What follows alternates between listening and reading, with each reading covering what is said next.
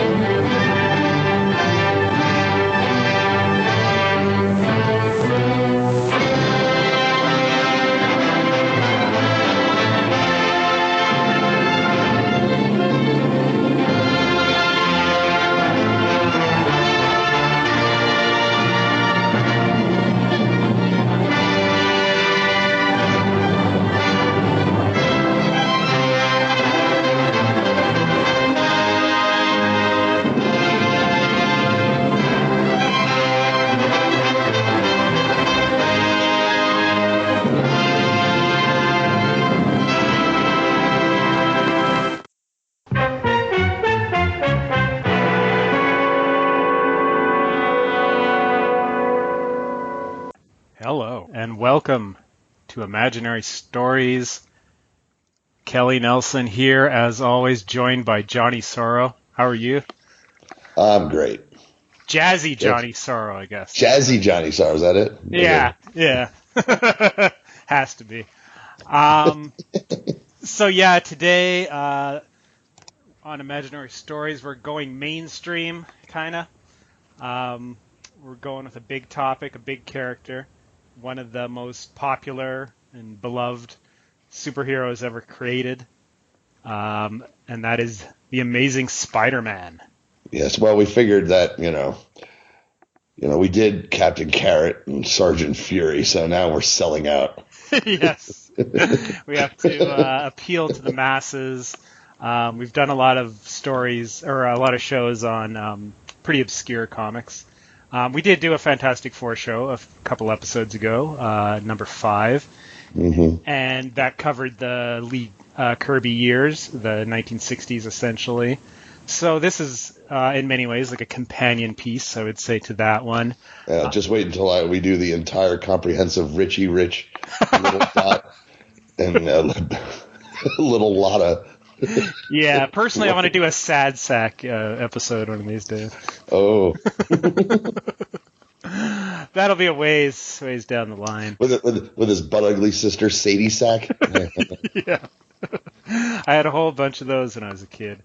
But yeah, Spider-Man. So this will be a look at the 1960s, basically, with a bit into the 1970s, because we're going to look at basically the first 102 issues of the Amazing Spider-Man comic. This will be pure Silver Age nostalgia. It's I've probably said this before. The Silver Age is probably my favorite era for comics. I always had a fondness for it. I've always gone back and read them and collected them. So this is going to be fun. Yeah, I mean, what can we say about Spider-Man that hasn't been said a million times? But we're going to go deep into the original run and the original years, the early years. And this should be a blast.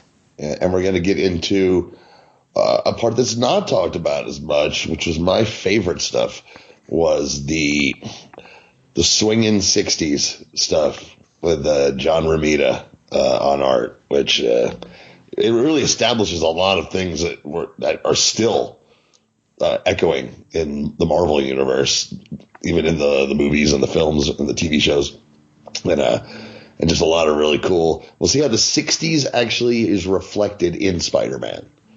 Yeah. Oh, yeah, for sure. I mean, we touched on this a lot last time with the Sergeant Fury episode, because we basically covered the same ground, the same years. and you see not so much in Sergeant Fury as far as like, because that was set in the 40s, you didn't see the 60s unfold before your eyes, but the vibe definitely changed, and in Spider-Man it changes big time. And going back in the last few days and reading these issues, rereading them for the first time in years, it really jumped out to me, the whole transformation into the go-go 60s that is often mocked. But we're gonna go over that. Mm-hmm. There's a lot of stuff to talk about. As always, we always start with a brief talk about how we first encountered the comic book, encountered the character. Johnny, what are your personal connections to the Spider-Man comic? Oh, Jesus. Yeah. I don't have any memory of where I first saw Spider-Man. That's how far back Spider-Man goes, right, for me. I seem to remember my very first comic was a Marvel Tales reprint with one of the Prowler stories that we'll get to. And then, of course, there was Electric Company, Spider-Man on the Electric Company, and I watched that as a kid. But I know that's not where I first saw the character. I really don't remember. That's how far back he goes. And I'm just going to share one little story about just how important Spider-Man was to me as a kid. I had a Mego Spider-Man doll. Cool. And I carried it everywhere. And somewhere around 1975, we were getting a family portrait, and the local church was doing you can sit for your family portrait. And the Hedgepeth family, the Sorrow family, showed up, and it's in the most 70s. If I can find this picture somewhere, I'll post it. Yeah, you got it. I'm about 5, and my sister's a baby, and we're posing for it, and I'm holding up Spider-Man. And my mom's like, put Spider-Man down. And I'm like, no, he's part of the family too. And she's like, put Spider-Man down. So I put him down. And I'm in there. Me and my dad are in our matching plum 70s suits with the big collars. And just as the photographer says cheese, I slightly raise Spider-Man up. And a month later, when we get the pictures back, there's a lovely picture of a 70s family. And all the way at the bottom, all you can see on my knee is Spider-Man's head. And my mom saw these pictures, and she was hot at first, but then appreciated it. And I was never so glad, because Spider-Man was a member of my family, God damn it, and he's going to be in the family portrait. And it was, Spider-Man was the coolest. Mm-hmm. He was the coolest, and that was at the 70s, and he resonated for whatever reason. We'll get into it. Yeah. But he resonated as like, that's the character, that. And he was something of Spidey super stories. I remember reading those when I was really little. It helped you learn how to read and shit. Yeah. So, and Spider-Man was all over my life growing up. Mm-hmm. So yeah, major impact. Yeah, my story is very similar, actually. I'm about 7 years younger than you, Johnny, I think.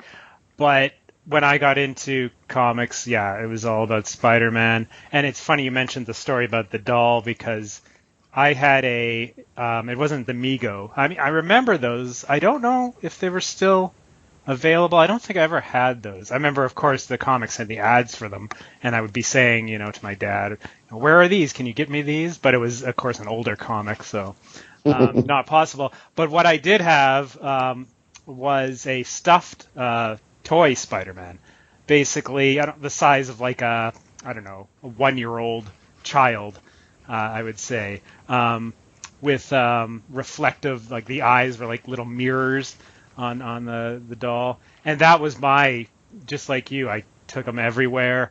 I know there's pictures of me back when we lived in Winnipeg, out in the snow with my Spider-Man doll. I think I dropped him in there was a little creek by where we lived. Of course, he probably got just totally left outside in the winter. He was just a total mess eventually. But that was my favorite thing in the world. And you do notice, dear listeners, that Kelly and I are confident enough in our masculinity to where we don't need to use the code term action figure. Okay? They're fucking dolls. Oh, yeah. It's okay. Yeah. No, there was, and in all seriousness, there was nothing action figure-y about this. It was it was a stuffed animal, basically. A stuffed animal spider. Right. Who knows? I guess we got it at a toy store or whatever. I think I had a Hulk one too, actually. But yeah, I was a huge comic book fan from a very young age. So far back that I can't remember when I started. Like I can remember when I started watching wrestling. And like almost like the exact moments, because that was later when I was probably 8 or 9 years old. But comics I got into when I had to have been about 2, 3, because I would have those comics in my collection from like 1980. So I was definitely, not reading them as far as like reading the words, but comics, you don't need to know how to read to follow along in a story. And I think I maybe got into comics because I was already watching the Spider-Man cartoon, because that was a huge part of my life, because it was on daily by that time, usually at the lunch hour. At least that's how I remember it. Coming back from school to have lunch and watching Spider-Man cartoons. I remember doing that for years. Oh, I got to jump in on that one. You're talking about the 60s cartoon. Yeah, the 60s cartoon. Okay. Yeah. For me, I guess I was maybe 6 or 7. I didn't even know it existed. And I didn't know UHF television existed. I didn't know what that other dial was on the television. And a friend of mine discovered it. And he finds me. We're out playing. And he's like, "You're not going to believe it. There's a Spider-Man cartoon." What? What? And he showed me how to use UHF channel. And I ran home. And the next day, I figured out how to turn it on. And I tuned in. And there it was, the Spider-Man cartoon from the 70s. And I was in heaven. I was like, oh. These are the days where you didn't know about that sort of thing. There was no internet to tell you about what you missed. Yeah. I just know that like the cartoon was being rerun probably into the late 80s in Calgary. Anyway, it was always on every day. And yeah, so I think that's maybe how I became aware of superheroes. But I'm not, of course, 100% sure about that. But so yeah, in Spider-Man, once I got into comics, there was a lot of options to choose from. There was, of course, Amazing Spider-Man and the Spectacular Spider-Man. And then there was Marvel Tales, which we already mentioned. And it was lucky for me, around the time I was 5 years old, they basically went back to the beginning. And went back to the very beginning as far as doing the reprints in Marvel Tales.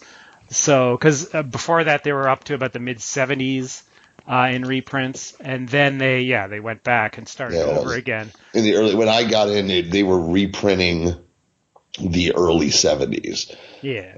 That's what they were doing when I started getting Marvel Tales. There was also Marvel Team Up, was a Spider-Man book that I adored. Yep. What's funny is I had subscriptions to Amazing Spider-Man and Marvel Team Up and even Spidey Super Stories, but I never liked Peter Parker, the Spectacular Spider-Man for some reason. I'd have a few issues here and there, but for whatever reason, for a long time, I was like, no, not that one. That's the B show. It definitely was. It got better, I want to say, around 82, 83. Because that's when I started collecting that comic, and I had a lot for the next few years.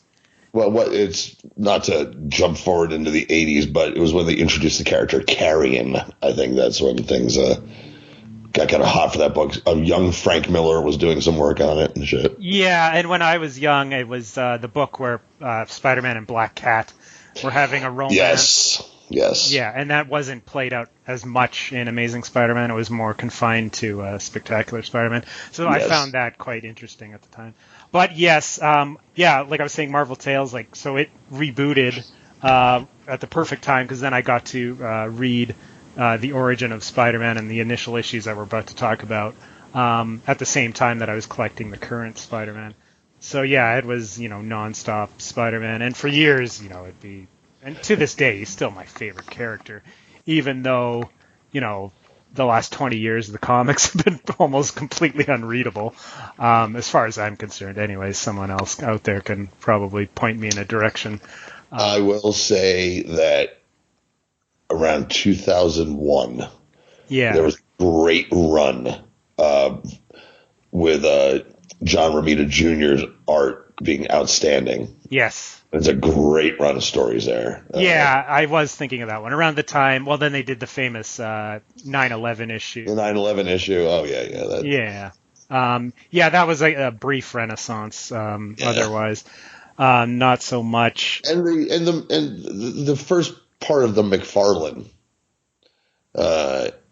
run on Amazing in '88, that was some really good stuff.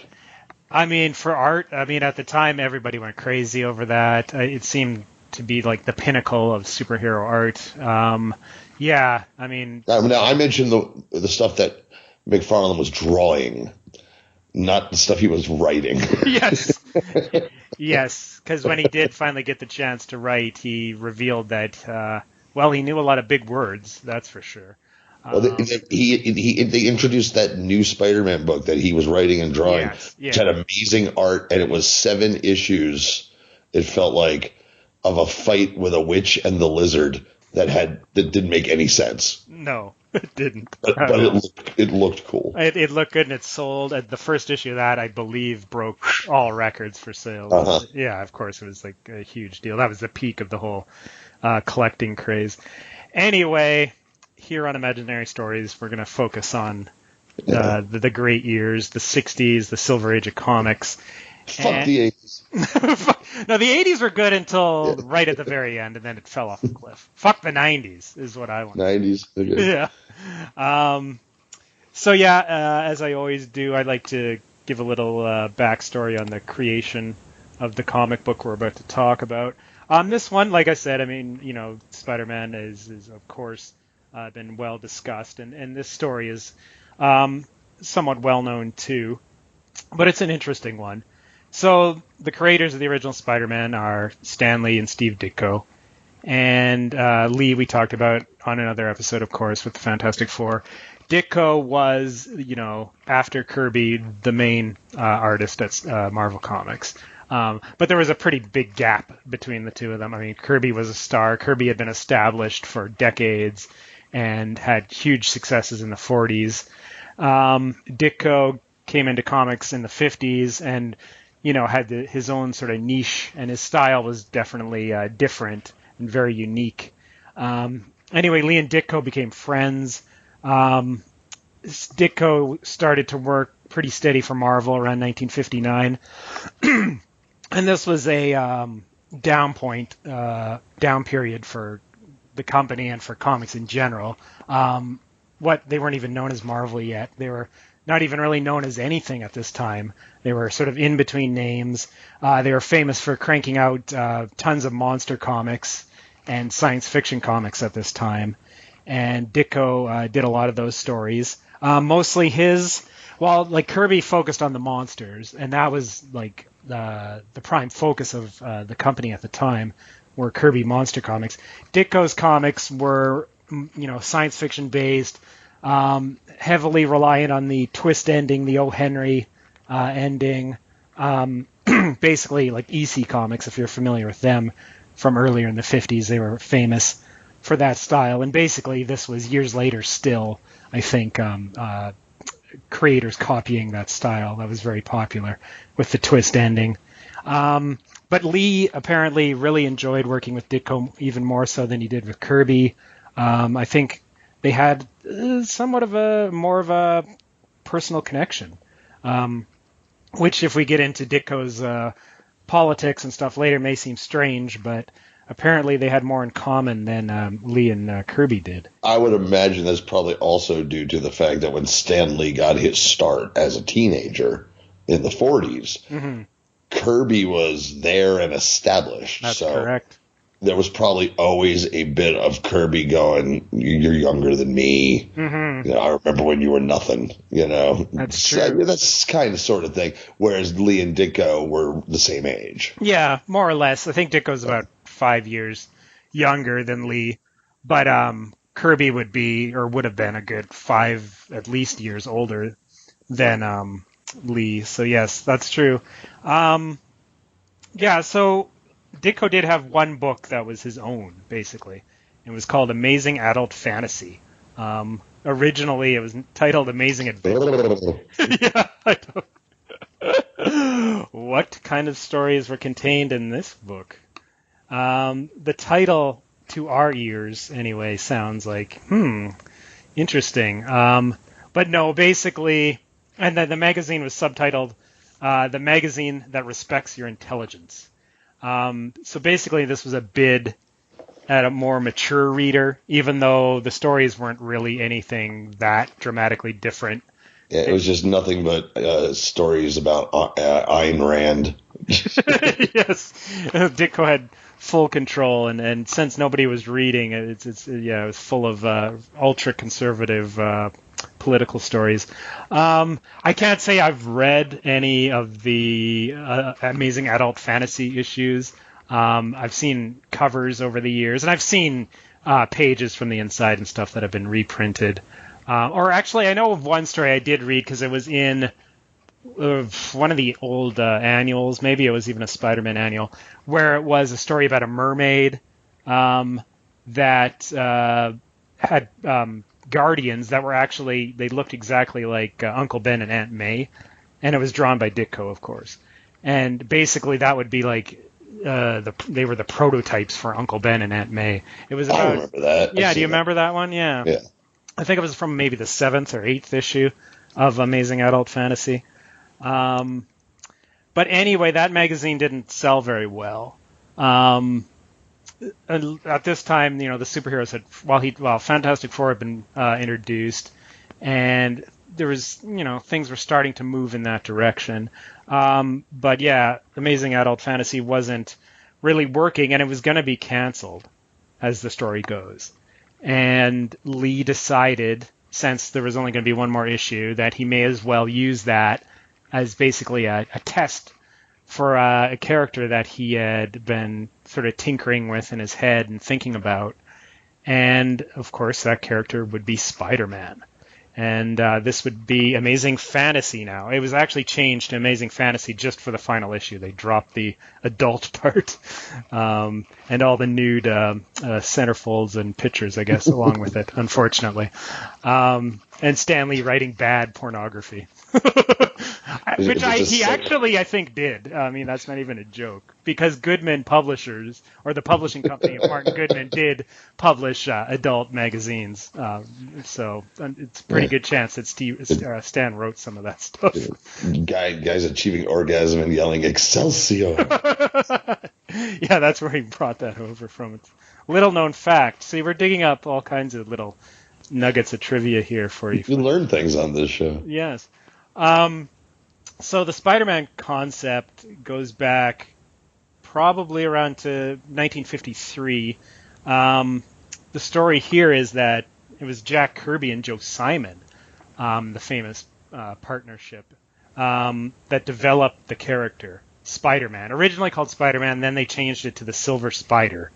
But it never went anywhere. They developed the concept, but they never published it. And around 1953, you could argue that was like the low point for superheroes in history, really. There was down to just basically DC publishing superhero comics at that time. So there wasn't a market for it. And at that, only Superman, Batman, and Wonder Woman. Exactly, yeah. The big three were the only survivors, basically, of the golden age of comics. So the Silver Spider concept never saw the light of day, but what happened was in 1959, DC had revived some of their characters like the Flash and Green Lantern. So there was rumblings that this, superheroes may catch on again. So Archie Comics got into the superhero game here, as they would occasionally over the years, usually to not very much success. And this time, they brought in Joe Simon and Kirby, and they reworked the Silver Spider concept into the Fly, a character called the Fly. I actually have about 5 issues of The Fly in my collection. Cool. That I found at a flea market. Yeah. Well, it was a surprisingly long-lasting title. It lasted until 1964, apparently. The comic was called The Adventures of the Fly. Only the first couple issues had Kirby art in them. Basically, the character as Kirby draws it is basically a Captain America clone, as far as being, a noble superhero, very muscular, and of course adult. So this was, basically what their original concept of the Spider-Man character was. Nothing really, resembling what eventually we would see at Marvel Comics. Now, Lee claims he came up with the concept of Spider-Man basically on his own. And it was based on a pulp character called the Spider that he read when he was younger, when the pulps were very big in America. And he asked Kirby to illustrate this. Now, this is where things get a little, fuzzy. Kirby claims he came to Lee with his Spider-Man idea, and that Lee ran with it from there. But Kirby says he was too busy to draw it at that point because he was doing basically, almost all the comics outside of the ones that Ditko was drawing. So that makes sense. Lee claims Kirby was supposed to draw the Spider-Man comic, but when he delivered the pages to Lee, it didn't match the image that Lee had in his mind.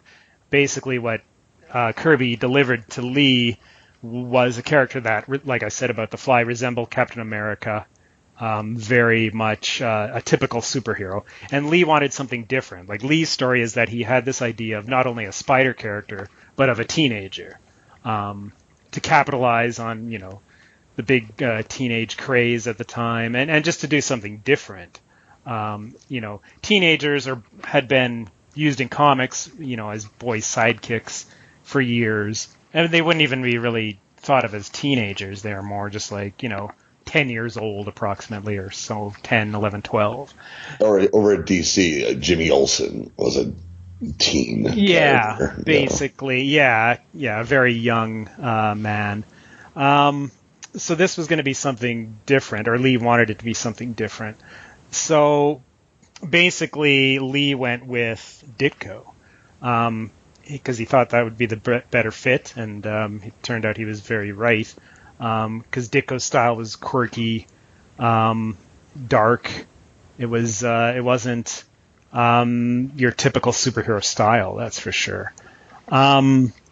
What we do know is Kirby definitely provided the art for the first cover, and that was probably because Kirby was the quote-unquote draw at the time, as far as like being, popular. Mm-hmm. Yeah. Well, his comics or his covers were, said to, kind of jump off the stand. I was just deciding whether to cheer or boo your pun. Oh, right. Yeah. I know. I was thinking of it when I said it. And yes, thanks for pointing that out. But no, I was going to ask you. Sorry about that. I can't think of it at the time. Who is credited, or is there also controversy about this, with the costume? Because that is what jumps out at you, and I think still does, was the fact that when you first saw the Spider-Man costume, it was unlike anything in superheroes. It was a full head mask. Yeah. And it looked, there was no cape. It looked totally different than anything else. Yeah, as far as I can tell, it was Ditko who came up with the costume completely. Because I'm not sure exactly what Kirby's look was for the character, but the main feature of Kirby's Spider-Man was he had a magic ring, and it was very similar to the Captain Marvel character, where he was a boy, an orphan boy no less, who could use this magic ring to turn himself into Spider-Man, basically becoming an adult, just like Captain Marvel did. You know, and then years later in the 70s, when they were doing a Thing Saturday morning TV show with the Thing from Fantastic Four, they must have consulted Jack Kirby, and this ring idea was still in his head, is where we got the Thing ring. Ah, yes. I just saw an opportunity to get a Thing ring reference in. I'll shut up. Yeah, well, no, I mean, no idea is ever left unused, basically, in comics. You got to eventually get it out there. Another aspect of Kirby's Spider-Man was that he had a web gun that he used and shot webs. So Ditko came up with the idea for the web shooters from the wrists. And then also, like you said, the full mask. That was a complete Ditko idea. Kirby Spider-Man had the I think the Captain America type mask where you saw the face or the mouth. And it added an aspect of mystery.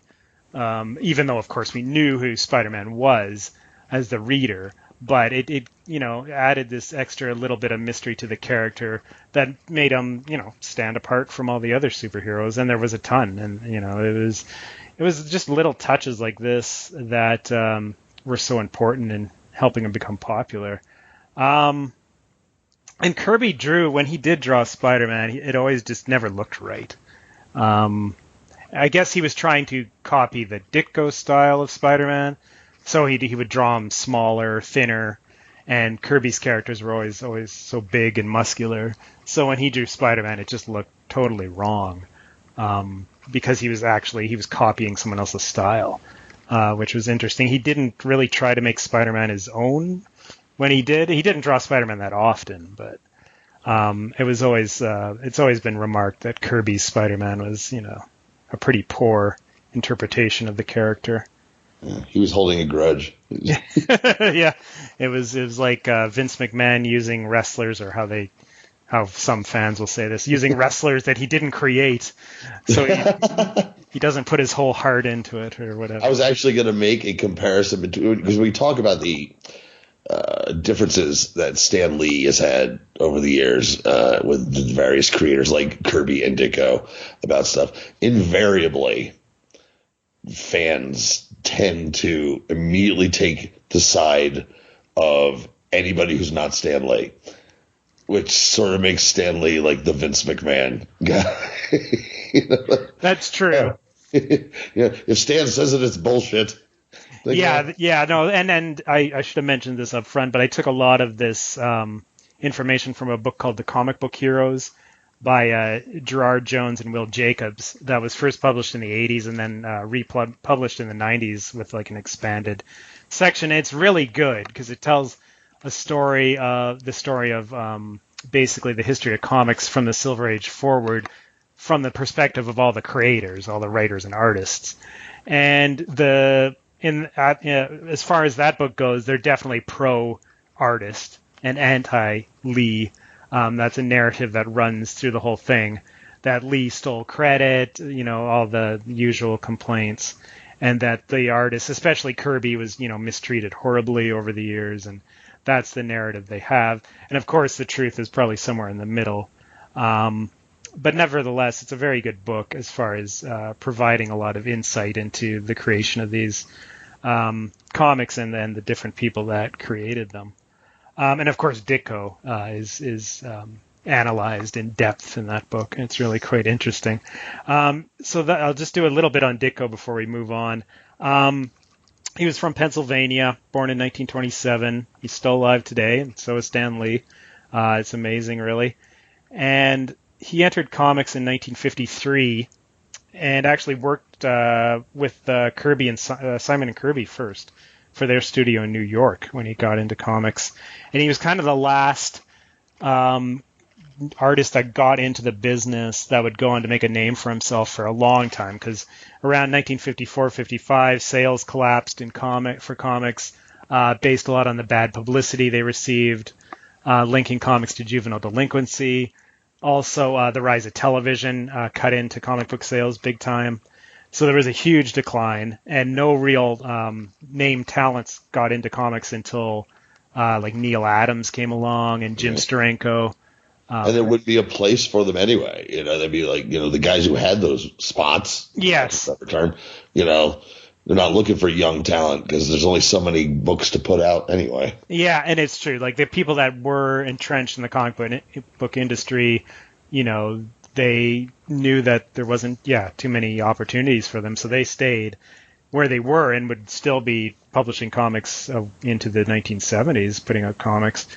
So very few new talents got into comics between Ditko and Neil Adams, and that was about 1966, 67, when comics took off again, or when the superheroes took off again. Ditko did a lot of work for Charlton Comics, which we've touched on before. They were kind of a C-level publisher. They had a few, glory periods when they would create actually a lot of interesting characters, and Ditko was responsible for a lot of the interesting characters like Captain Atom, the revamped Blue Beetle, and then later the Question. And eventually the legacy of Charlton Comics would be that they would be the inspiration for the Watchmen character, or comic book, and the group of heroes in that, in Alan Moore's comic in the 80s. But Charlton Comics was always kind of on the brink of collapse, and eventually they would go out of business in 86, but Ditko worked with them off and on for years. He would always go back to them. But by 1962, Ditko was mostly working for Stan Lee. And here we go. Teamed up with Lee to create Spider-Man.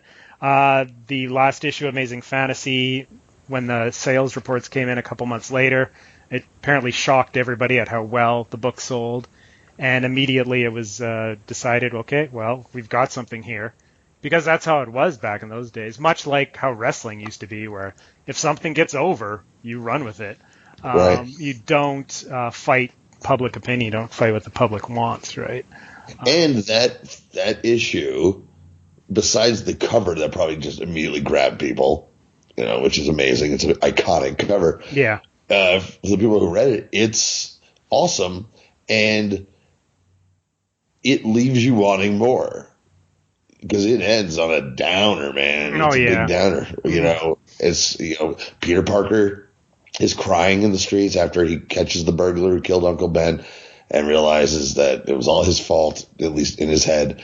And he's gonna great power. With great power comes great responsibility. I can imagine there's gonna be people wanting, like, well, what next? Mm-hmm. What happens next to this kid? Yeah, exactly. And that was obviously on purpose, the way Lee wrote it, to leave it open. Ended because he had plans for the character. He wanted the character to succeed. And it did. And so Amazing Spider-Man #1 came out a few months, or it was probably a good half a year, actually, after Amazing Fantasy 15, because things moved slowly back in those days, because it took months to get a reliable sales figures on comics at the time. So you didn't know right away how well a book was doing. And this was, things were kind of uncharted waters in a way, as far as, the idea in comics was that superheroes were passé, and but they were starting to catch on again. And so, they were a little conservative at first, and also Marvel was hamstrung with only being allowed to publish, I think, 8 titles monthly due to, well, it's a pretty complicated story about distribution and all that. Right. Yeah. But they were relying on DC for distributing their comics at this time, and DC had them capped at 8 titles a month, so they couldn't just willy-nilly publish whatever comics they wanted. They had to be very conservative on what issues or what stories or what characters they did publish. So, but Spider-Man was obviously a huge success rate from the beginning. And by the end of the 60s, it was Marvel's top-selling book, and by about 1972, it was the top-selling book in comics. So it's a huge success story, going like a 10-year that 10-year period where it went from just an experiment to the top-selling comic book.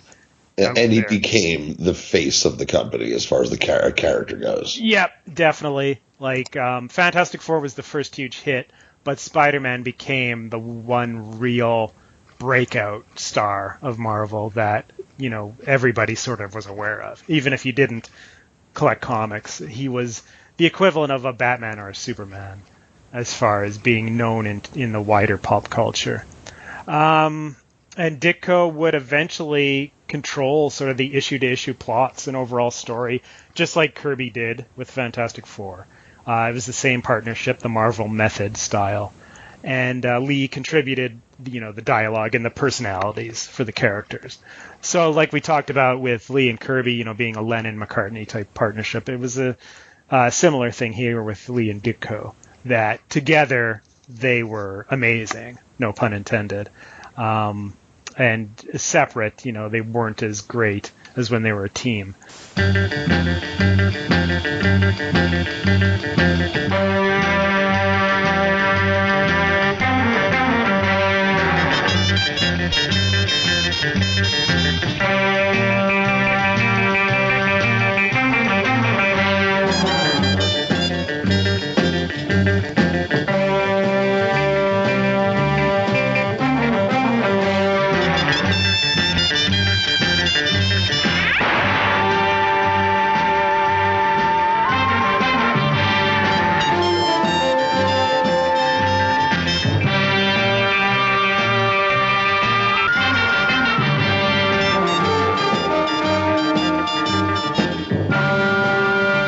So, yeah, we're going to get into it.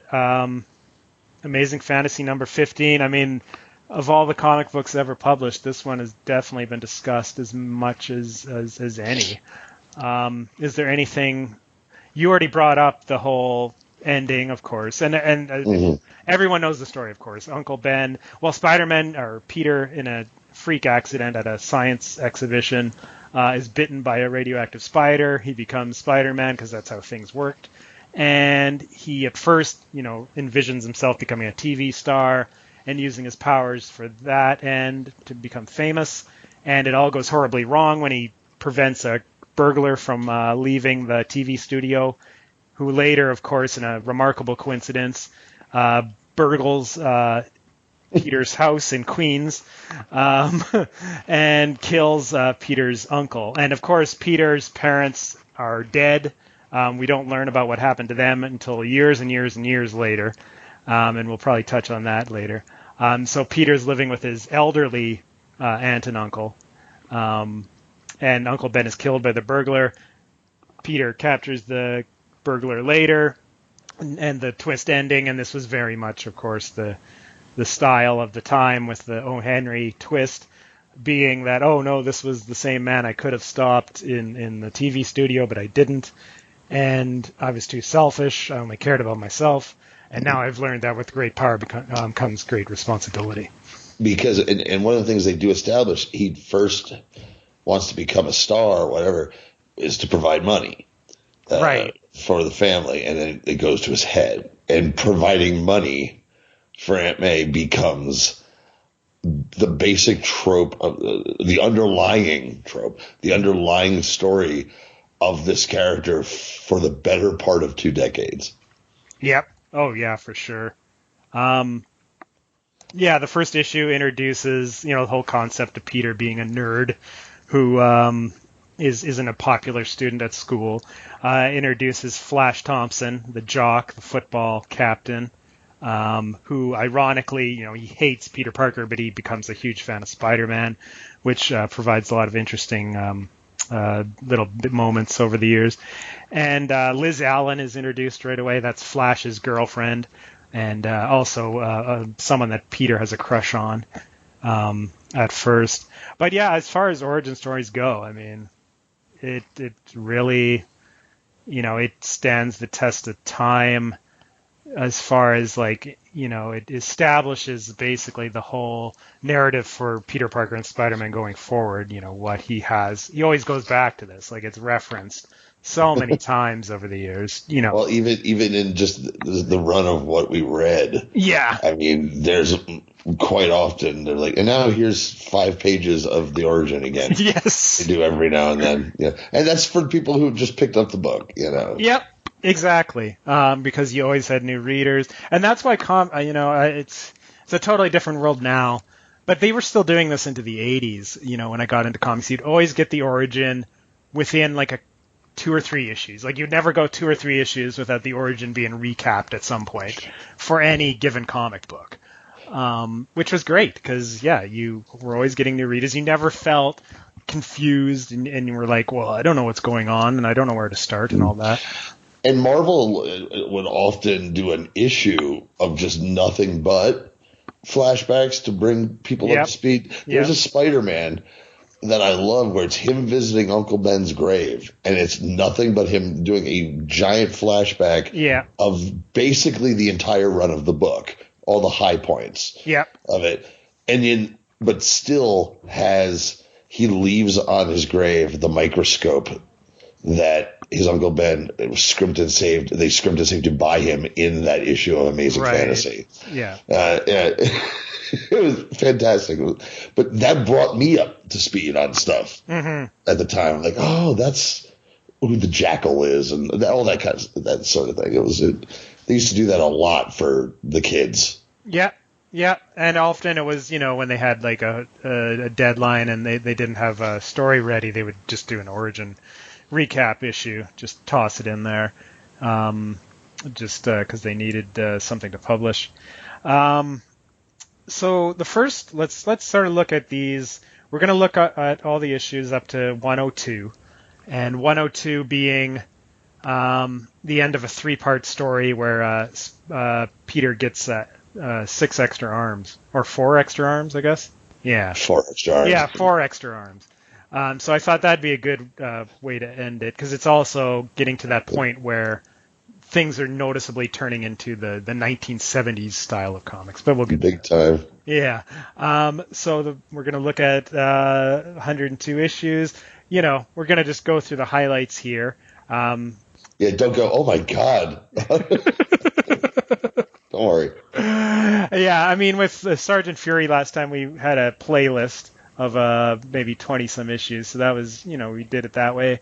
This will be a little more of a quick ride through things. So we'll look at them maybe in 10-issue blocks. Well, then spoiler, when it gets into that mid-60s, there's lots of multi-issue arcs. Yes. Which were also a relatively new thing in comic books. No, this is going to be 5 issues. That's one story arc. Like, wow. Mm-hmm.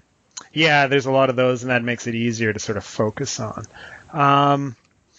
But the first 10 issues, I mean, you're introduced to a ton of characters that would, last forever and still be used to this day. Like the villain output in the first about 15 issues is really amazing as far as it's wacky how many amazing villains are introduced, almost all of whom have staying power. Yeah, it's just almost one after the next at one point. It's really, really staggering. The first issue and the first couple issues were still done in the style of having 2 different stories in the comic, and, that was the leftover from the Monster Mag era of Marvel Comics. So the first issue, the one story introduces the character of the Chameleon, and the second story involves we have to introduce the character of J. Jonah Jameson first. Okay, see, I was just going to say, my entire life I pronounced it Jameson. And the first time I heard it, that was even on the cartoon, it was Jameson. And then at some point it became Jameson. Right.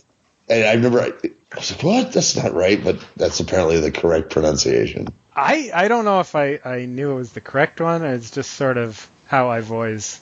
Well, you know what? I also... I the first time I heard it pronounced Magneto, on an episode of Spider-Man and His Amazing Friends, mind you, I was like, Magneto? It's Magneto. Yeah, exactly. I always thought it was Magneto. I always said the Submariner, not the Submariner. I said that for a while until I think I think actually someone pointed it out to me.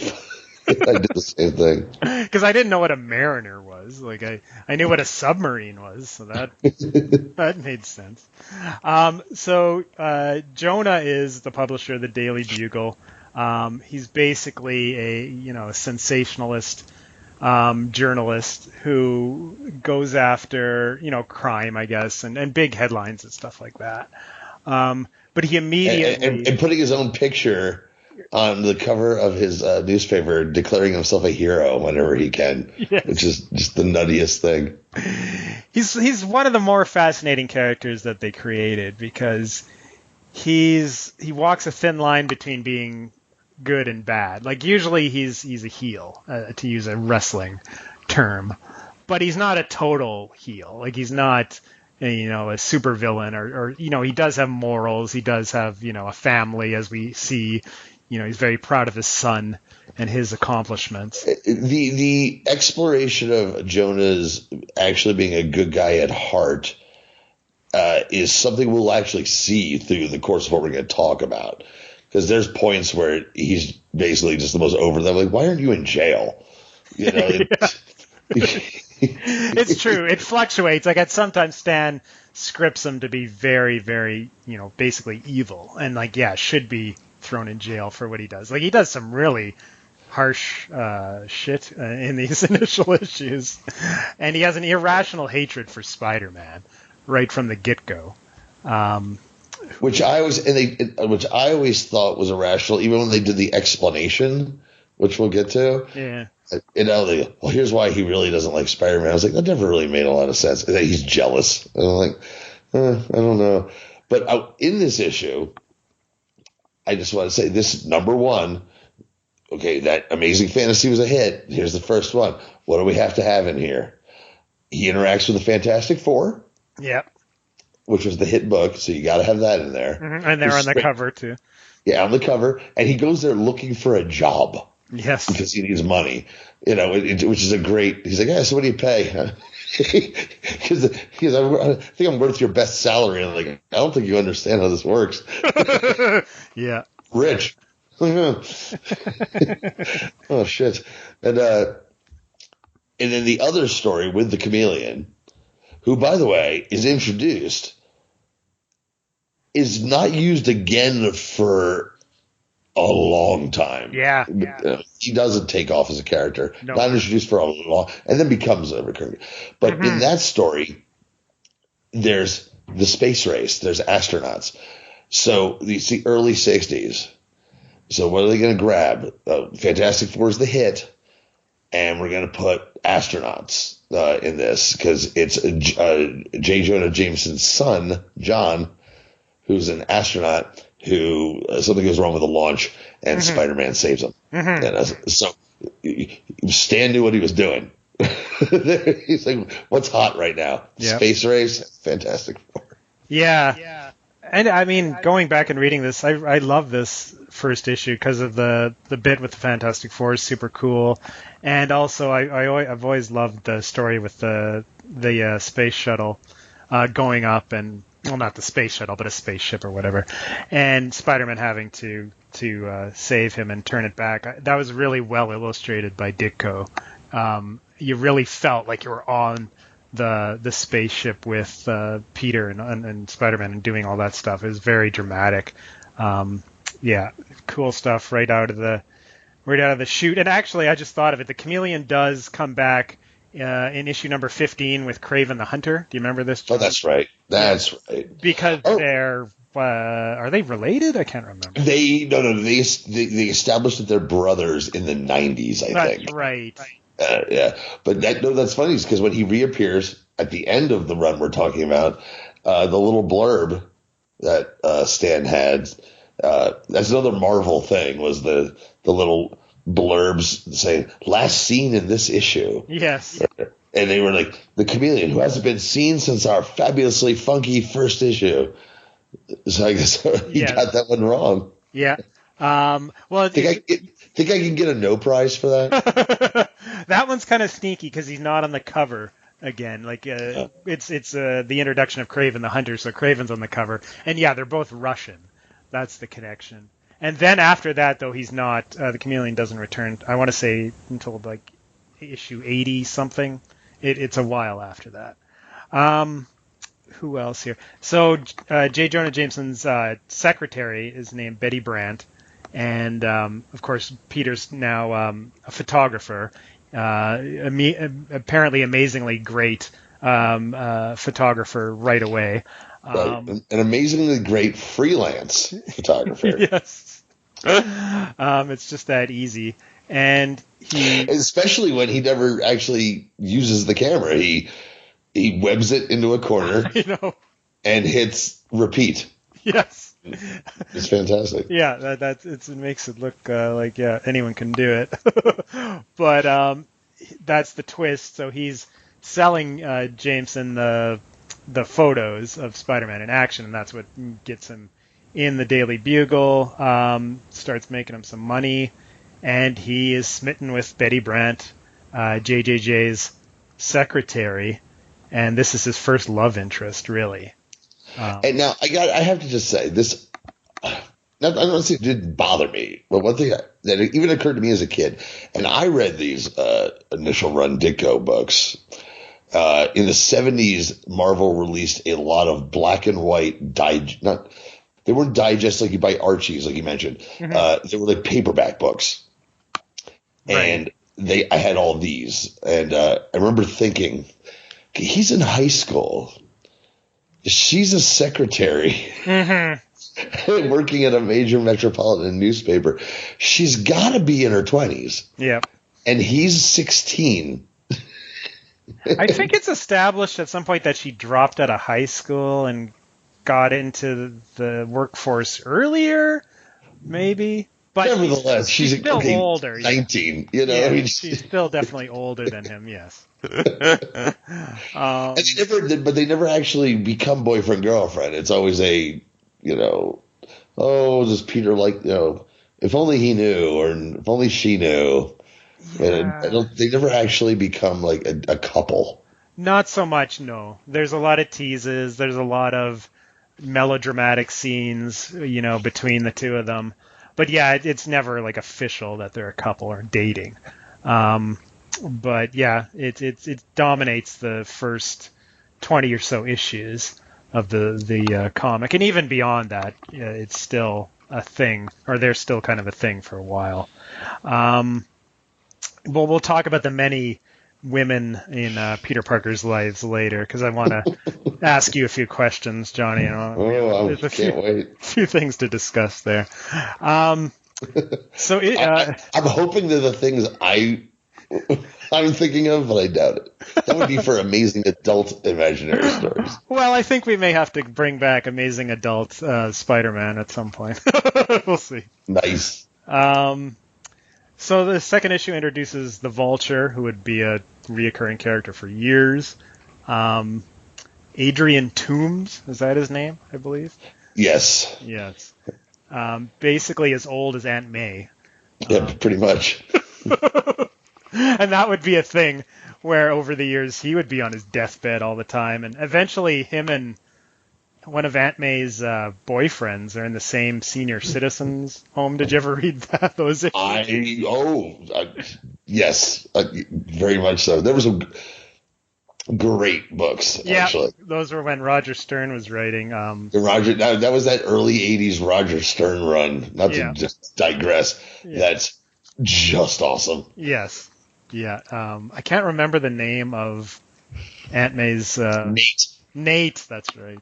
He used to be a hoofer on Broadway. Now he's in a wheelchair. Yeah. Oh, gosh. I hate Nate. Nate stinks. Yeah, he was always sticking his nose in Peter's business and always guilt-tripping Peter. Yeah, he was giving him a hard time, rolling over his feet with his wheelchair. Yeah, yelling at him. And, you let down your aunt again. Leave. She doesn't want to see you. Hey, who the fuck are you? You're not my uncle. Crazy. The Vulture's a reoccurring character. Issue 3. Well, issue 2 also has the introduction of the Tinkerer character. Tinkerer. Yeah, who would be kind of forgotten. He'd be brought back every once in a while. Every now and then, his basic deal, if I remember correctly, was he'd make weapons and gimmicks and shit for other villains. Yeah, that's what it evolved to later. But yeah. Now, issue 3 is a landmark because it's the introduction of Dr. Octopus. And ooh, yeah. The cover is awesome. It's one of my favorite Ditko covers, where Doc Ock's holding up Spider-Man with all his tentacles. And it's a really heavy issue because at first Spidey gets his ass handed to him by Doc Ock the first time they fight. And that was like a real blow because at the beginning of the issue, Spidey's like all cocky. He took out like a gang of robbers, single-handedly. And he's like, well, no one can even challenge me and all this stuff. He's getting too cocky. And then Doc Ock totally sets him straight. And this is like one of the major lessons that Peter learns is, you can't be too confident and you've got a lot to learn here. And then he uses his scientific skills, because of course Peter's a scientist, to come up with a concoction to defeat Doc Ock later, basically fuse his arms together. And this one stood out to me as a kid reading it as a real powerful issue.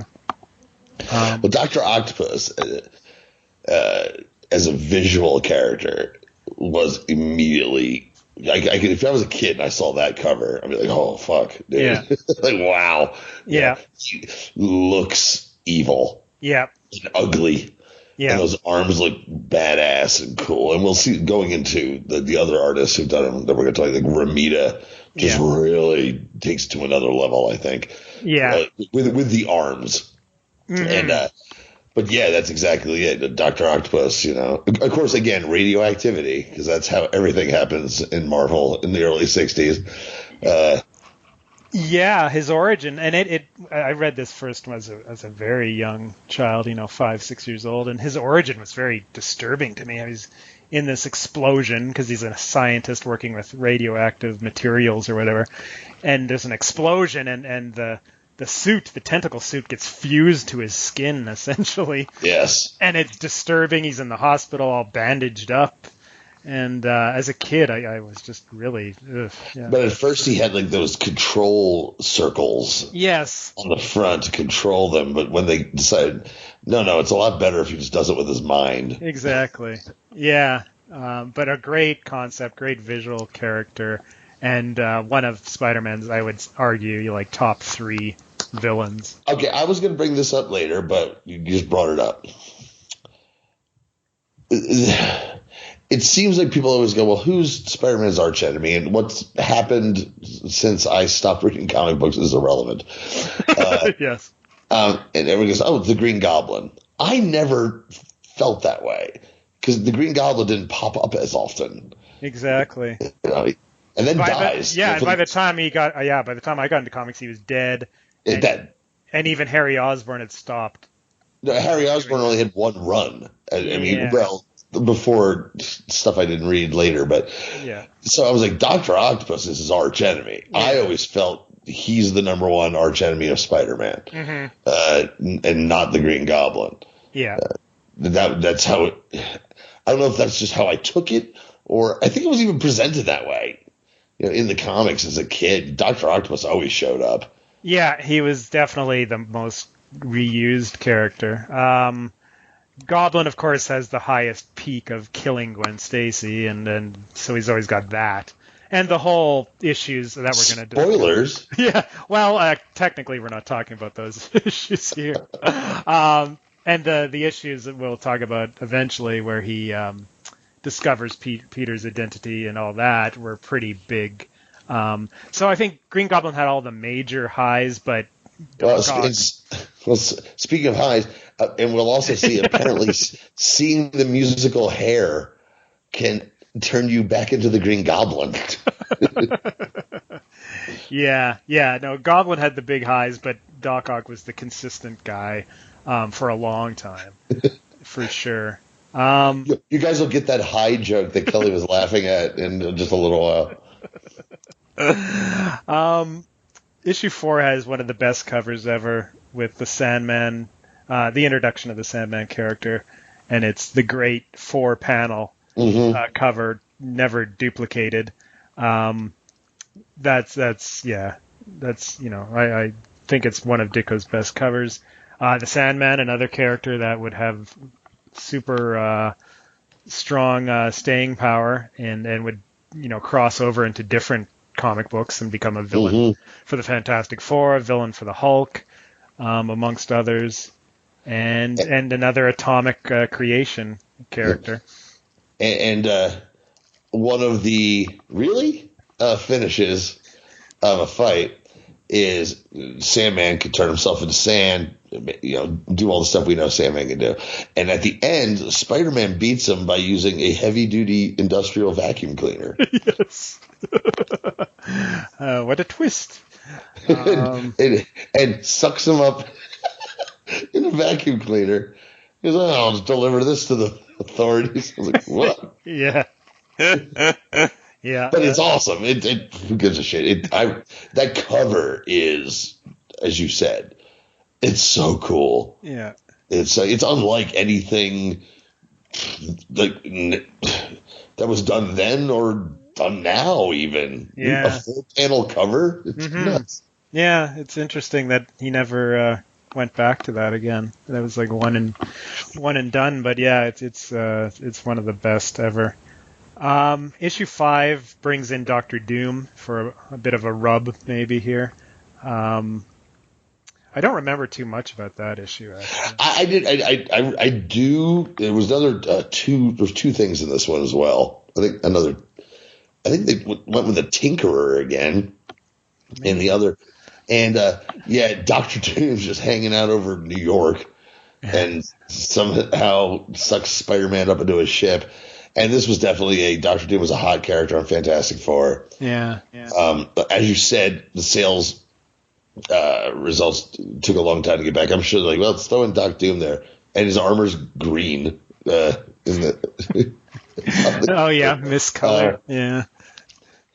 And I remember when I was reading those digests, this one I was like, well, Spider-Man should be fighting Dr. Doom. That's kind of dopey. Yeah. But it was there. It was definitely a Fantastic Four rub. Mm-hmm. Yeah, for sure. You can see, exactly like you said, Spider-Man was still establishing himself, and he wouldn't need these appearances going forward, really, guest appearances. Number 6, another long-lasting character is introduced, the Lizard. Yeah.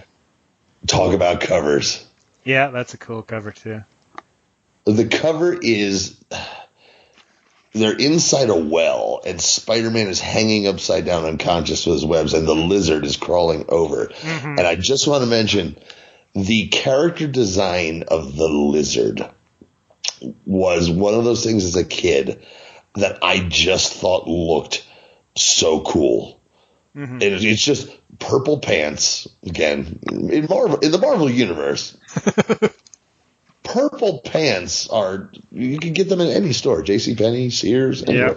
Yeah. And Dr. Kurt Connors wears purple pants, a black T-shirt, and a white lab coat. Yeah. But when he's the Lizard with the big long green tail and everything, it's just such an amazing character design. Love it. Yeah, it's funny, but it works. Like it sounds kind of ridiculous, but yeah, it totally works. And the Lizard would be an interesting character because his real identity is Kurt Connors, who's a scientist, and what he wanted to do was he'd lost one of his arms, and he wanted to regrow it. In Korea. Yeah, in Korea, that's right. That's right. So cool. It was one of those times where Hawkeye and BJ had to tell the guy, I know you lost an arm, but you've got a lot to live for. You're a scientist. So yeah, he wanted to regrow his arm and somehow, because he was using the blood of a lizard or whatever, because lizards can regrow their tails. So he was using the same sort of theory there, but of course it ends up going horribly wrong. But he'd be a reoccurring character mostly as Kurt Connors going forward. with sporadic returns to being the Lizard over the years. But interesting because he was usually, well, as Kirk Honest, he was one of Spidey's like best buddies and someone he always came to for help when he needed like some sort of scientific advice or help. Yeah. Who always would be like, it was where Spider-Man could actually be a scientist in front of somebody and he wouldn't rat him out. That's right. Yeah. Because Kurt Connors always had a thought balloon goes, everyone thinks of him as just an adventurer, but he's got an amazing scientific mind. Yeah, I can remember it be a later issue where his thought bubble is like, wow, like, Spider-Man's a genius. He's a brilliant scientist. Like, that was a neat little touch that he was like. And also, the Lizard, Kurt Connors, has a wife and a little son named Bobby. That's a big part of this because in this issue and then in others, eventually Bobby's like, no, Dad, no. And the Lizard's going to eat Bobby and Spider-Man's going to knock him out. And we see this happen a lot. Yeah. One of the 60s Spider-Man cartoons that I remember the most is the one that basically tells this story because it's set in the Florida Everglades. Which is also one of the odder things about the story. It's because J. Jonah Jameson hears about these urban legends about a lizard man in the Everglades. Yeah. And it's a New York newspaper. We're going to Florida. Parker, you're going to take pictures of this. It's like, why are they going to Florida? I never understood that. As a kid, I don't think that's how newspapers work. But, nevertheless. Yeah. Then, of course, because Spider-Man shows up down there. J. Jonah Jameson is an amazing. At one point, I guess he was a reporter, but he really can't put two and two together. No, that should have pretty much been a huge red flag and pointing to the identity of Spider-Man. But yeah. All right. So then we have the return of the Vulture in issue 7. So he's the first villain to get a return engagement. And then issue 8 is a personal favorite of mine because it's basically a deviation from from the debuts of the villains for one thing. And it has a cool story in it where Peter and Flash finally have a fight in the ring in a boxing match. And this has been building up for, all through all the issues so far. Flash is always picking on Peter. And the tipping point is that at the beginning of this issue, Flash finally, he's horsing around and knocks off Peter's glasses and his glasses smash. And Peter, he never goes back to glasses because it's explained that he doesn't need them because with his spider powers, his eyesight is, of course, now beyond perfect.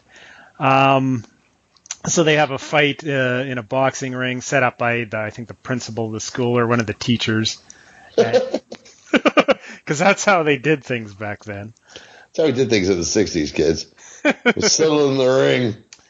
And I should mention Midtown High was the name of the high school. Was it supposed to be in Queens? Or I guess? Well, here's the thing. We know Spider-Man's from Queens now. Back then, they never identified where he lived. Okay, I wasn't sure about that. Yeah. I guess they didn't in the original issues. No, they never did. I don't even think they did in the 70s, to be perfectly honest with you. Yeah, that's a good point. I know for sure by the 80s that was established, but yeah. So anyway, and the other main thing about this issue is the villain, if you want to call it that, and this is the Living Brain, who's this computer on wheels with arms.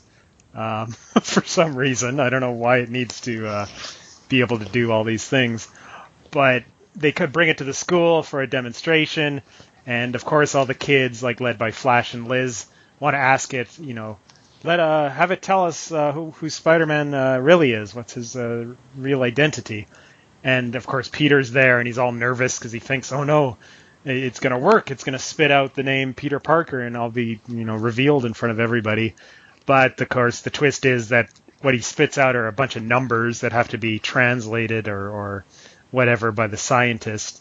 And so, and I think it's said that Peter's the one who's going to use his math knowledge to figure it out. So he's the one who controls the revealing of the name. So remember we were saying that they introduced a lot of villains that had staying power. Yeah, that was the other thing I was going to say. This is like a one-off thing. I think they did bring back the Living Brain years and years later. Really? Yeah, in the 80s, I believe, for the Web of Spider-Man, the third Spider-Man comic, or fourth, I guess, if you count Marvel Team Up. Or no, it replaced Marvel Team Up. Sorry, that was the replacement for Marvel Team Up. But yes, they did bring that back. And yeah, I read this earlier today, and the fight between Spider-Man and the Living Brain is pretty cool because it goes through the high school and up and down staircases and all over the place in different rooms. It's a really well done fight sequence by Ditko. But yeah, this one was, and it also has a backup story that's illustrated by Kirby actually, where Spider-Man encounters the Fantastic Four again, specifically the Human Torch, who becomes, because they're both teenagers, they become sort of eventually friends. At first they're rivals, but they have like an ongoing relationship over the years. But yeah, this was one I wanted to point out as being kind of an unusual issue in the early run. Then we're back to the parade of villains being introduced with Electro in the next issue. Anything you want to say about that one? Max Dillon, Electro. Right. One of the guys that has the greatest costume that only works in comic books. And at that, only really works in the 60s and 70s. That's true. But because his mask is supposed to be electrical bolts. Yeah. And it looks like a starfish. But it works. Especially when Ditko or Romita is drawing it. Yeah. But he becomes a huge mainstay character. Yeah, he does. Yeah, I've always loved the costume too. I love the colors. Like I've always been a fan green of and yellow. Yeah, the green and yellow, the Oakland A's colors. So that's what he always reminds me of when Reggie Jackson as Electro. Yes. Or someone else who was on that team. Joe Rudy as Electro. God damn, there you go. Yeah. We're bringing an old school. I went with the obvious, Reggie Jackson. Kelly pulls out Joe fucking Rudy. Well, I'm also a big baseball history geek too, so that wasn't actually anything surprising if you know me. Okay, so real quick. Greatest Polish home run hitter of the Philadelphia Phillies of the 1970s. Oh, that's your Bull. Yeah. Lazinski. Thank Lazinski, yeah. Yeah, no, I can go toe to toe with anybody on baseball trivia, I think, or I used to be able to. Anything before the 90s, right? Yeah, exactly. Well, more like the 21st century. I was still pretty big in the 90s, a big fan in the 90s. Number 10 has the Enforcers and the Big Man. This is an interesting story because the Big Man turns out to be Frederick Foswell, who was a reporter for the Daily Bugle, who basically, I guess, was undercover, tried to get a story on these crime syndicates, and he eventually becomes a leader of a crime syndicate himself.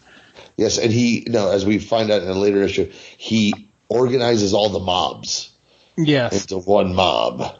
And his enforcers, the enforcers who are also characters who had staying power, even though they are, and this is from memory, the Ox. Yes. Who had just a big, tough guy who wore a black vest and a yellow turtleneck. Yes. And he was super strong, but not, they weren't super powered. Yeah. And Fancy Dan, who was a small guy, who was like a little monster guy, but he knew judo, and jujitsu. Mm-hmm. And Tex, was it? Or something like Montana. Montana, that's it, wrong state. And Montana, who was a cowboy who wore a suit and he could do amazing things with his lasso. Yeah. And again, I was like, shouldn't Spider-Man be able to kick these guys' ass in like 2 seconds? You know, but the whole mystery of who the big man is kind of a neat little story, which plays into some better stuff later. Yeah, it does. Like the red herrings in the book point to it being J. Jonah Jameson as the big man throughout. Yeah, and even Peter or Spider-Man at the end is convinced that it's going to be revealed that it's JJJ.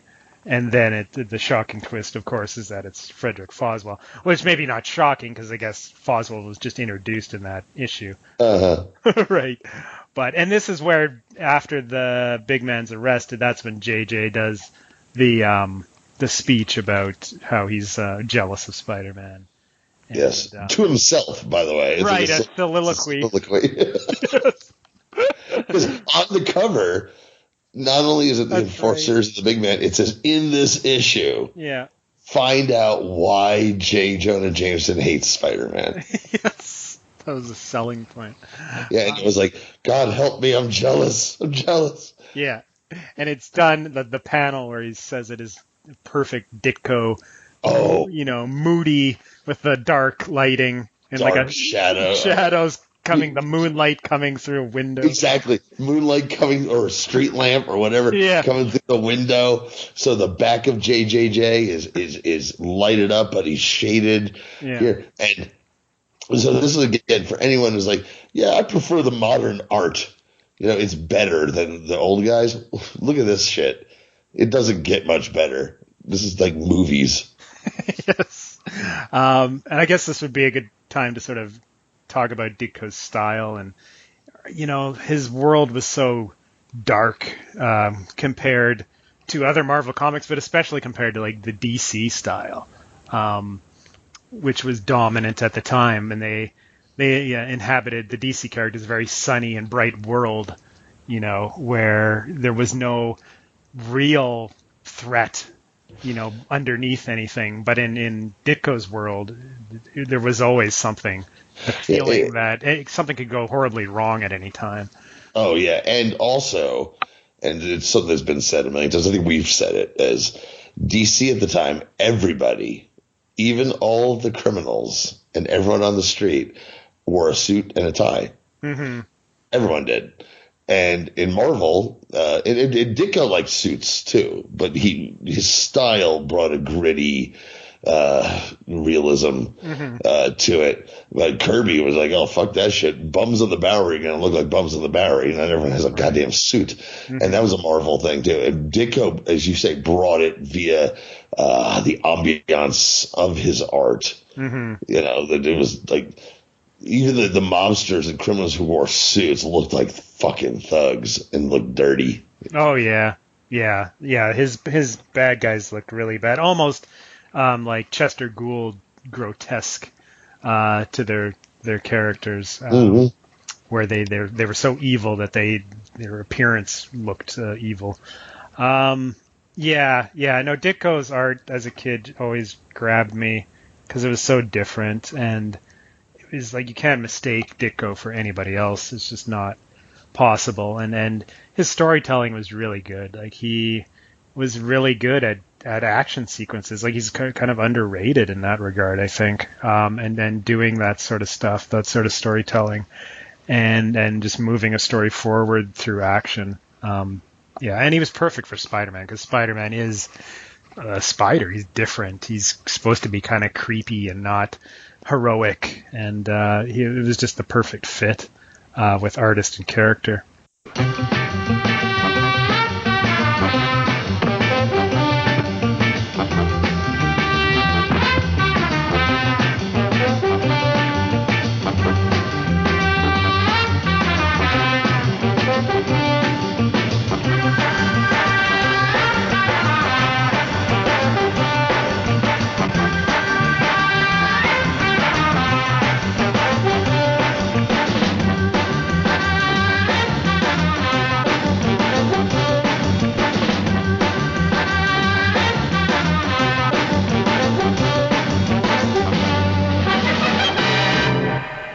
So then next is a interesting two-parter where we're introduced to Bennett Brandt, who's Betty Brant's brother, who happens to be a lawyer for gangsters, basically. And this is a very dramatic story. As a kid, this one really grabbed me because and this was cool because, they established death right from the get-go with Uncle Ben yes.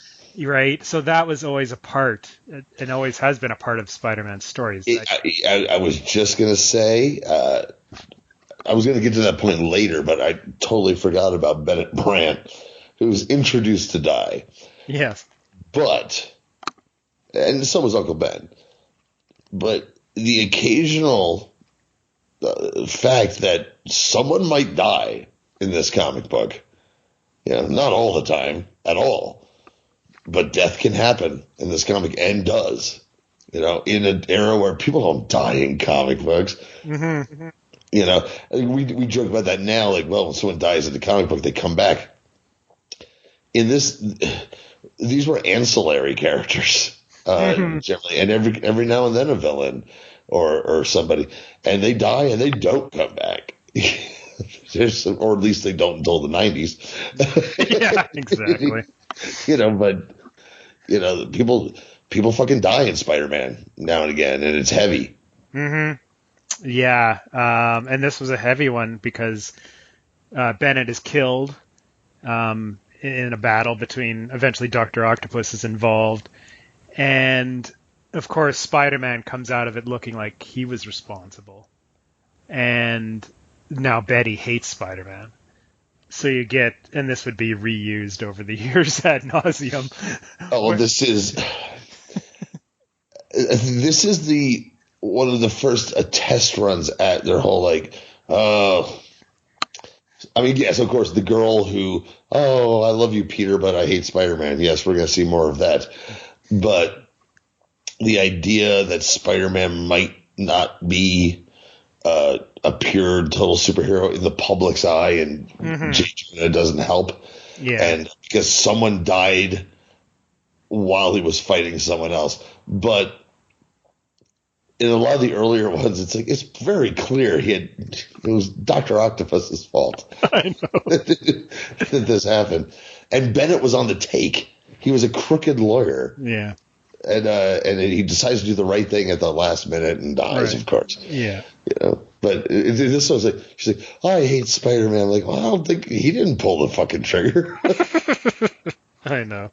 It is true. I mean, but it was a neat touch that Spider-Man was a superhero to the reader, but within his own world, he was looked at by the majority of the public as a villain, basically. Yes, except for Flash, right? Who picks on Peter, and that's the reason they did that. It's a neat little dichotomy. Yeah, there's so many little neat touches going through these original issues. It's so cool. And then we get Mysterio, one of my personal favorite characters. Me too. Visually, especially. I've always loved the Mysterio look. And a cool, villain in that he's a movie stuntman who's turned evil. I'm totally forgetting the whole. Well, basically, plot. yeah, that's it. I think he was a pain in the ass on the set or something. But right, he's again one of those guys who proclaims himself a hero, and he's going to capture Spider-Man. Oh, and that's J. Jonah right. James is like, yeah, you're awesome. Yeah. For those of you who don't know, Mysterio has this groovy, green tight bodysuit with a black hatching on it, just up and down stripes and both sides. Yeah. It's something that he'll use in Doctor Strange. Yeah, a lot. it's very much so. And he wears a big fishbowl on his head, and you can't see, but he does this cool shading, so you see there's a head in there. Mm-hmm. And it's one of those looks that a lot of people go, oh, it's a dopey look. I'm like, not when it's drawn by the right guy. And Mysterio is definitely a guy who Ditko went, Stan, I got this. This one's mine. Because Mysterio, there was no input from Stan on the Mysterio character design. This is 100% Ditko. Yeah, I think that's another reason why he stands out so much. He's a pure Ditko creation. It's so cool. He's got like eyes, amulets on his holding his cape up. Yeah, it's so cool. Yeah. Is this the one where Spider-Man goes to see a psychiatrist too? Yes. Yeah. Which again was like, that's unheard of. Yeah. There's so many little little touches that I wanted to bring this up eventually too. Is here he goes to see a psychiatrist. There's always things where he has these obstacles that other superheroes wouldn't have to worry about. He tried to sell his webbing to Elmer's glue. Yeah. Or something like that. And this will make us $1 billion. And then it wears off after an hour. Yeah. It's like, it's not good to us. It's not permanent. There's the one where his suit, Aunt May throws away his costume, like she finds it.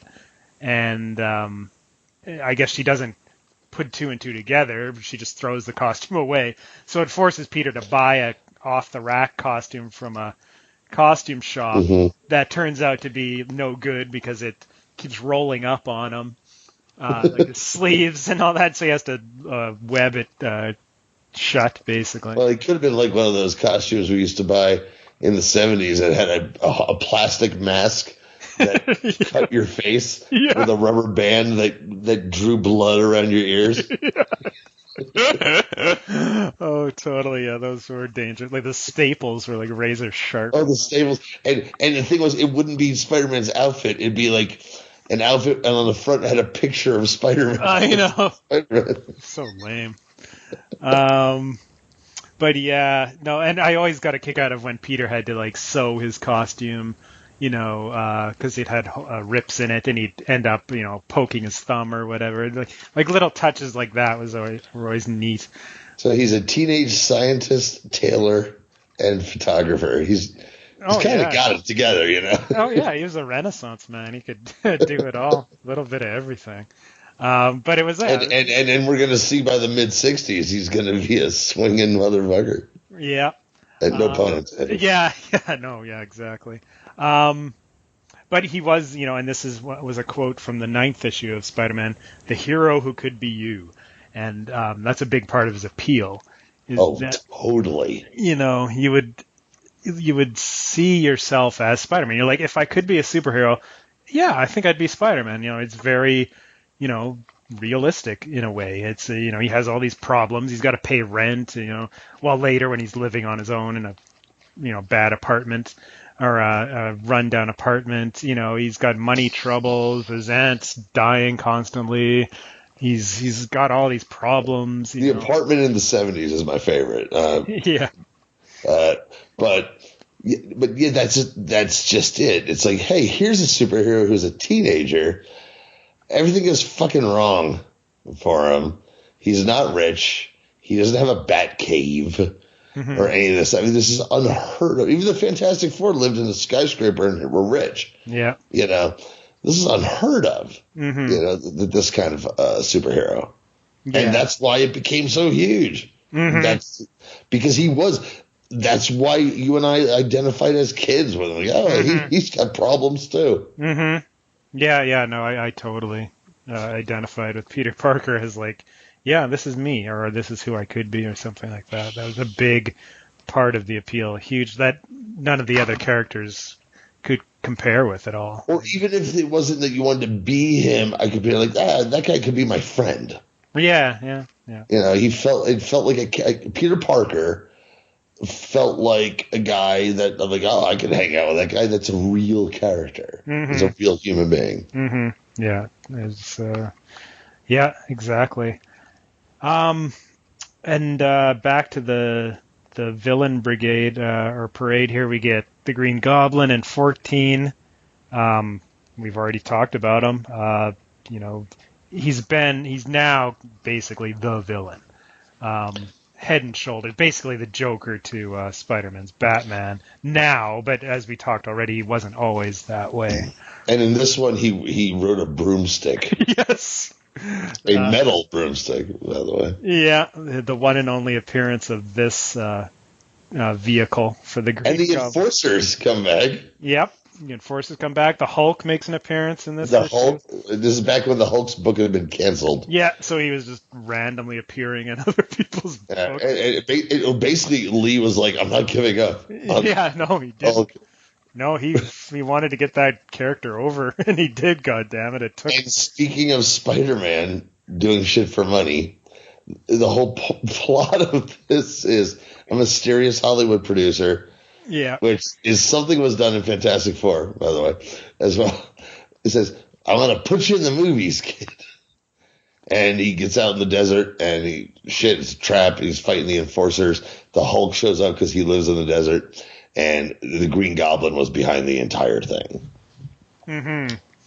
And this begins like a long story now of who is the Green Goblin.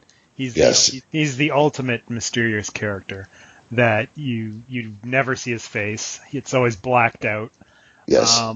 It goes on for a good couple of years here, and this really gripped me as a kid reading these reprints. I'm not sure if I really knew the resolution of the story at the time or not, but anyway, it's really well done over the months. There's a lot of red herrings as to who it could be, and we'll get to that later. Which is in the early 80s, the Roger Stern issues, when they introduced the character of the Hobgoblin, who's the heir of the Green Goblin. Yeah. The whole thing was another guy who's a goblin who you never see his face, and who the fuck is he? Yeah.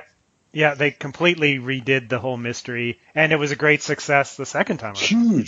Huge. Except there was never any payoff. No, because the writing teams left. All changed. Yeah, and nothing was ever. I don't know. There was a payoff, but it was actually was retconned years later as not being the real payoff. And which is funny because the original payoff of it being spoilers, Ned Leeds, he was always my choice.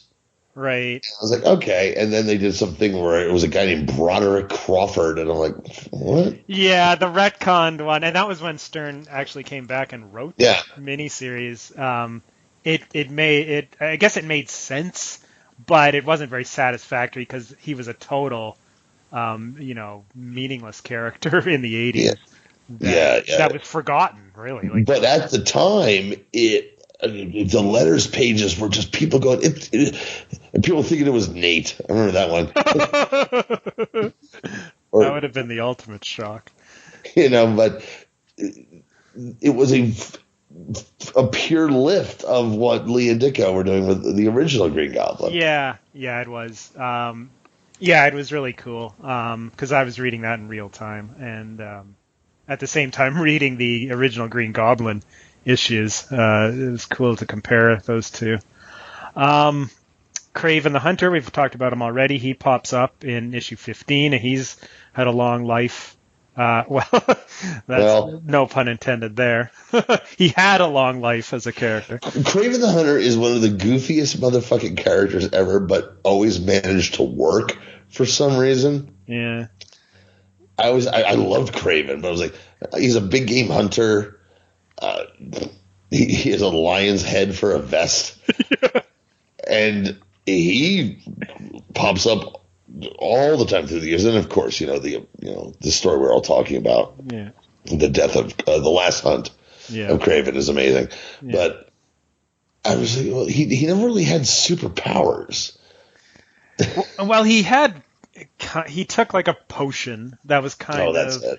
Yeah, it was. It gave him extra strength. He had to keep taking it though. It wasn't a permanent thing. It was basically, it was a drug. He was. I don't know if they really explored that as as like he was addicted or anything. But it'll give him the strength of a bull elephant. Yes, exactly. And then it would show him, wrestling gorillas and stuff like that. As we'll see, he'll wrestle a tiger for fun. Yeah.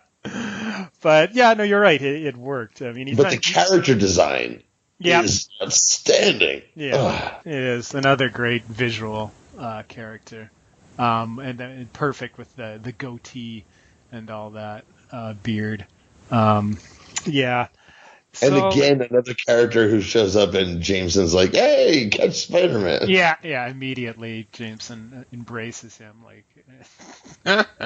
exactly. Yeah, that's the one of the reoccurring themes of the early years is Jameson constantly basically enlisting these villains to get Spider-Man. And one that we're getting close to will have pretty long time ramifications for that whole story. The Ned Leeds, we mentioned him. He's pops up at this time, and it basically is the one who scoops up Betty Brant. And that basically, I guess, the decision was made to move on from Betty, and this was, big time. yeah, this was the way to write her off as a love interest for Peter.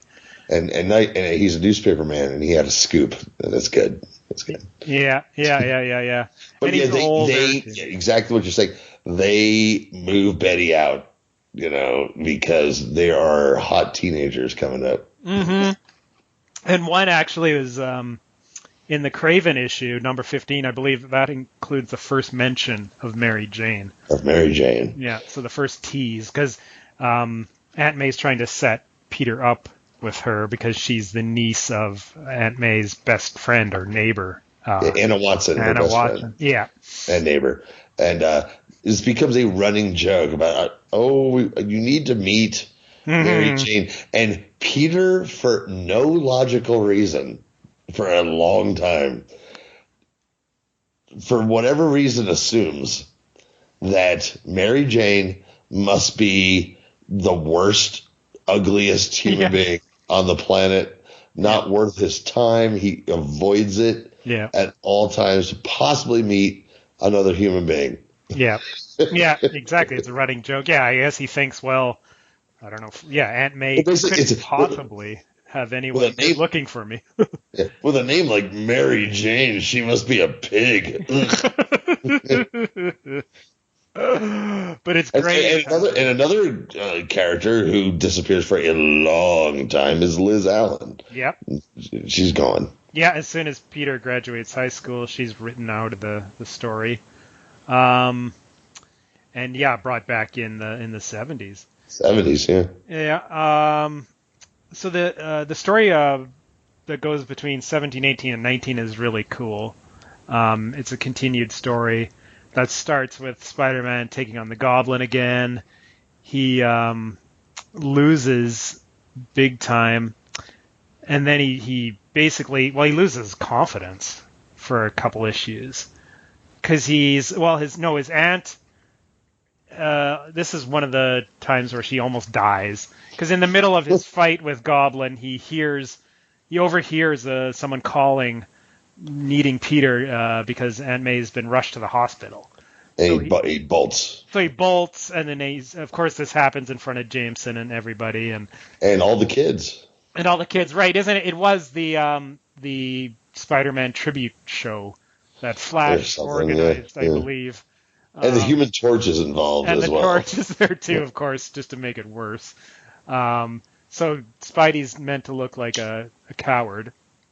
And then he basically avoids getting into fights because he doesn't want to leave Aunt May all alone for the next couple issues. The Sandman returns. And then when Aunt May makes a miraculous recovery, she gives Peter a big speech, and that turns, changes his mind. And of course, Spider-Man number 19, Spidey Strikes Back. It's a great cover with an iconic image of Spider-Man like swinging towards you.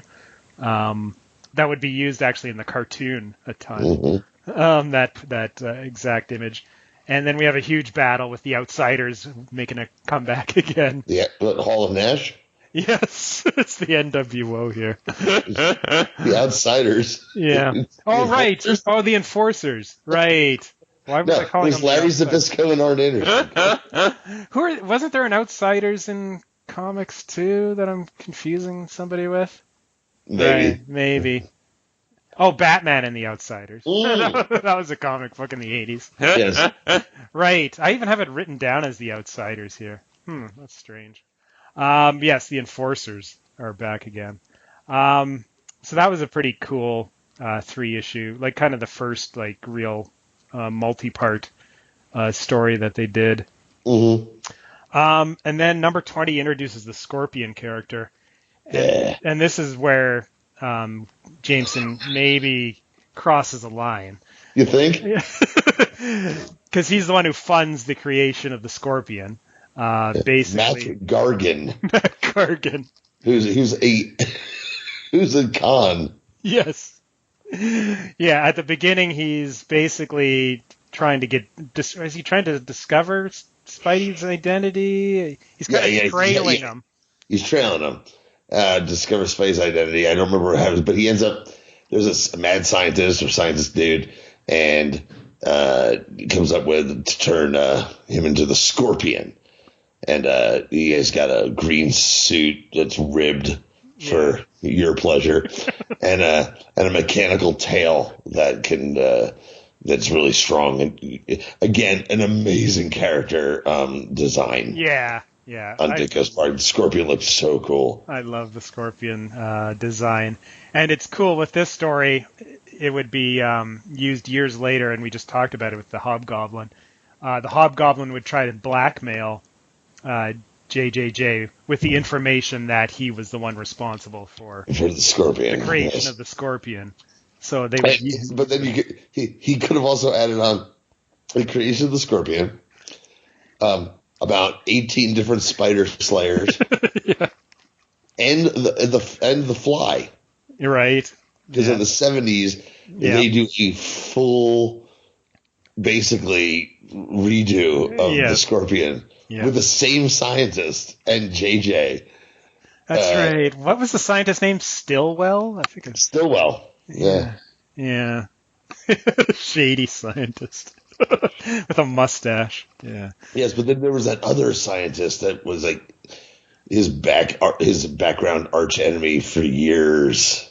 Yeah. That was really cool, but that's the 70s. We'll get to it. Right. I should also mention the first annual dropped at some point here with the Sinister Six, which was all of the main villains introduced so far, except for the Green Goblin, together in it as a team. A cool cover with all of them on it. This was a favorite of mine when I was a kid because I loved the grouping of all the villains together. Now we move into the 20s.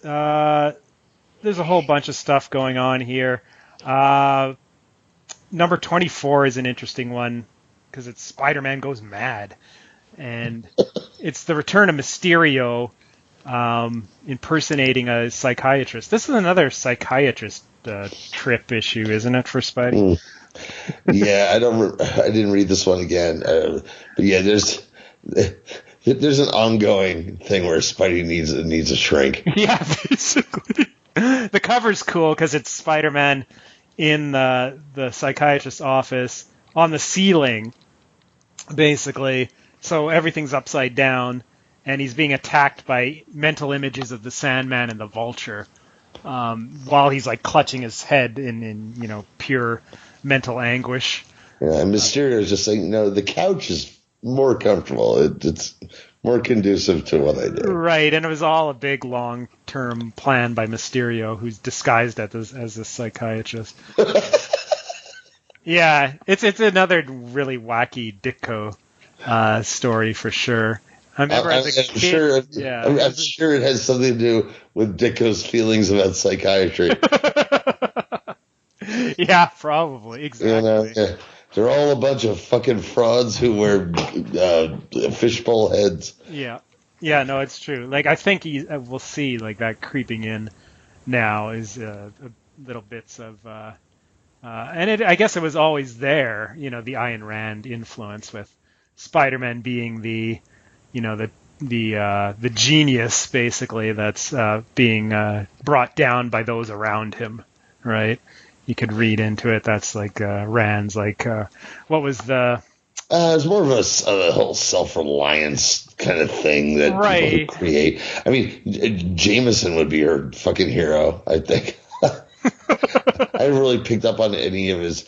The Ayn Randiisms are definitely in The Question and in Mr. M, I think. Mr. A. Mr. A. That was it. Mr. A. That was pure objectivist stuff. Yeah, I believe Stan had enough go, no. It's, he's a teenager. It's rough. Right. I think, Ditko had a vision, definitely. And that's the thing with the partnership, is that you get two philosophies competing almost, which I think maybe, that definitely ended or helped contribute to the end of Ditko's time with the company. 25. Or at least time on Spider-Man. Yeah, time on Spider-Man, for sure. 25 is the first of the Spider Slayers, which would be a reoccurring villain, each time with a different look to them. Yes, Professor Smythe. Yes. Another professor. And this is J. Jonah Jameson again. And this goes right up through the 70s. I know that. Mm-hmm. Into the early 80s. Every now and then, he hires this guy who creates a killer robot who, one way or another, has J. Jonah Jameson's face on the head. Yeah. Via a TV monitor or something. Yeah. Which, again, you're causing a lot of damage. And okay, it's Spider-Man. He can't give testimony. But it's one of those, I never liked the Spider Slayer stuff. Because I was like, okay, that's Jonah being too fucked up. Mm-hmm. With his editorials and all that shit. Yeah. Even the Scorpion and Fly stuff. Mm-hmm. But they're like, all right, give me the controls of this killer robot that's inevitably going to go out of control. And I was like, I don't know about that. And I never liked the Spider Slayer issues. Yeah, I wasn't a big fan either. And yeah, you're right. Every couple of years it was brought back again. Because they made great covers. Yeah. And great like I said, they would change the design of the Spider Slayer every time. But you had these great covers of like some robot that got Spider-Man at bay, right, or about to kill him, and it's JJJ's face looking like, I gotcha now, wall crawler. So that's cool. But the concept of why it's happening, I was never a fan. Right. 26 and 27 is the Crime Master two-parter. Which also involves the Green Goblin. They basically team up, and it's revealed that they know each other's real identities. And they team up to basically take over the New York underground, crime underground. And at the end, the Crime Master is killed. So another death. Just as he's about to reveal the Green Goblin's secret identity to the police. Of course, he dies. His real name is typical cliched ending. And it's revealed that we never see his face. That's another cool thing. Even after he dies, the police see his face. But then the only time we see his face is when they show a picture of him, like a crime mugshot photo of who he was. He was... I think Nick Lewis or something like that, or Nicky Lewis, something like that. The Crime Master. But he was a cool visual character by Ditko, similar to like in the future he would do with The Question would be one that would resemble him. With the mask and the hat and all that. Or the Big Man had the same look too. Basically, it was very similar to the Big Man. So we're getting now into the repeating sort of stories, repeating characters. So 28 is kind of a landmark because it's the last high school issue for Peter. He graduates finally, or not even finally. It hadn't been that long.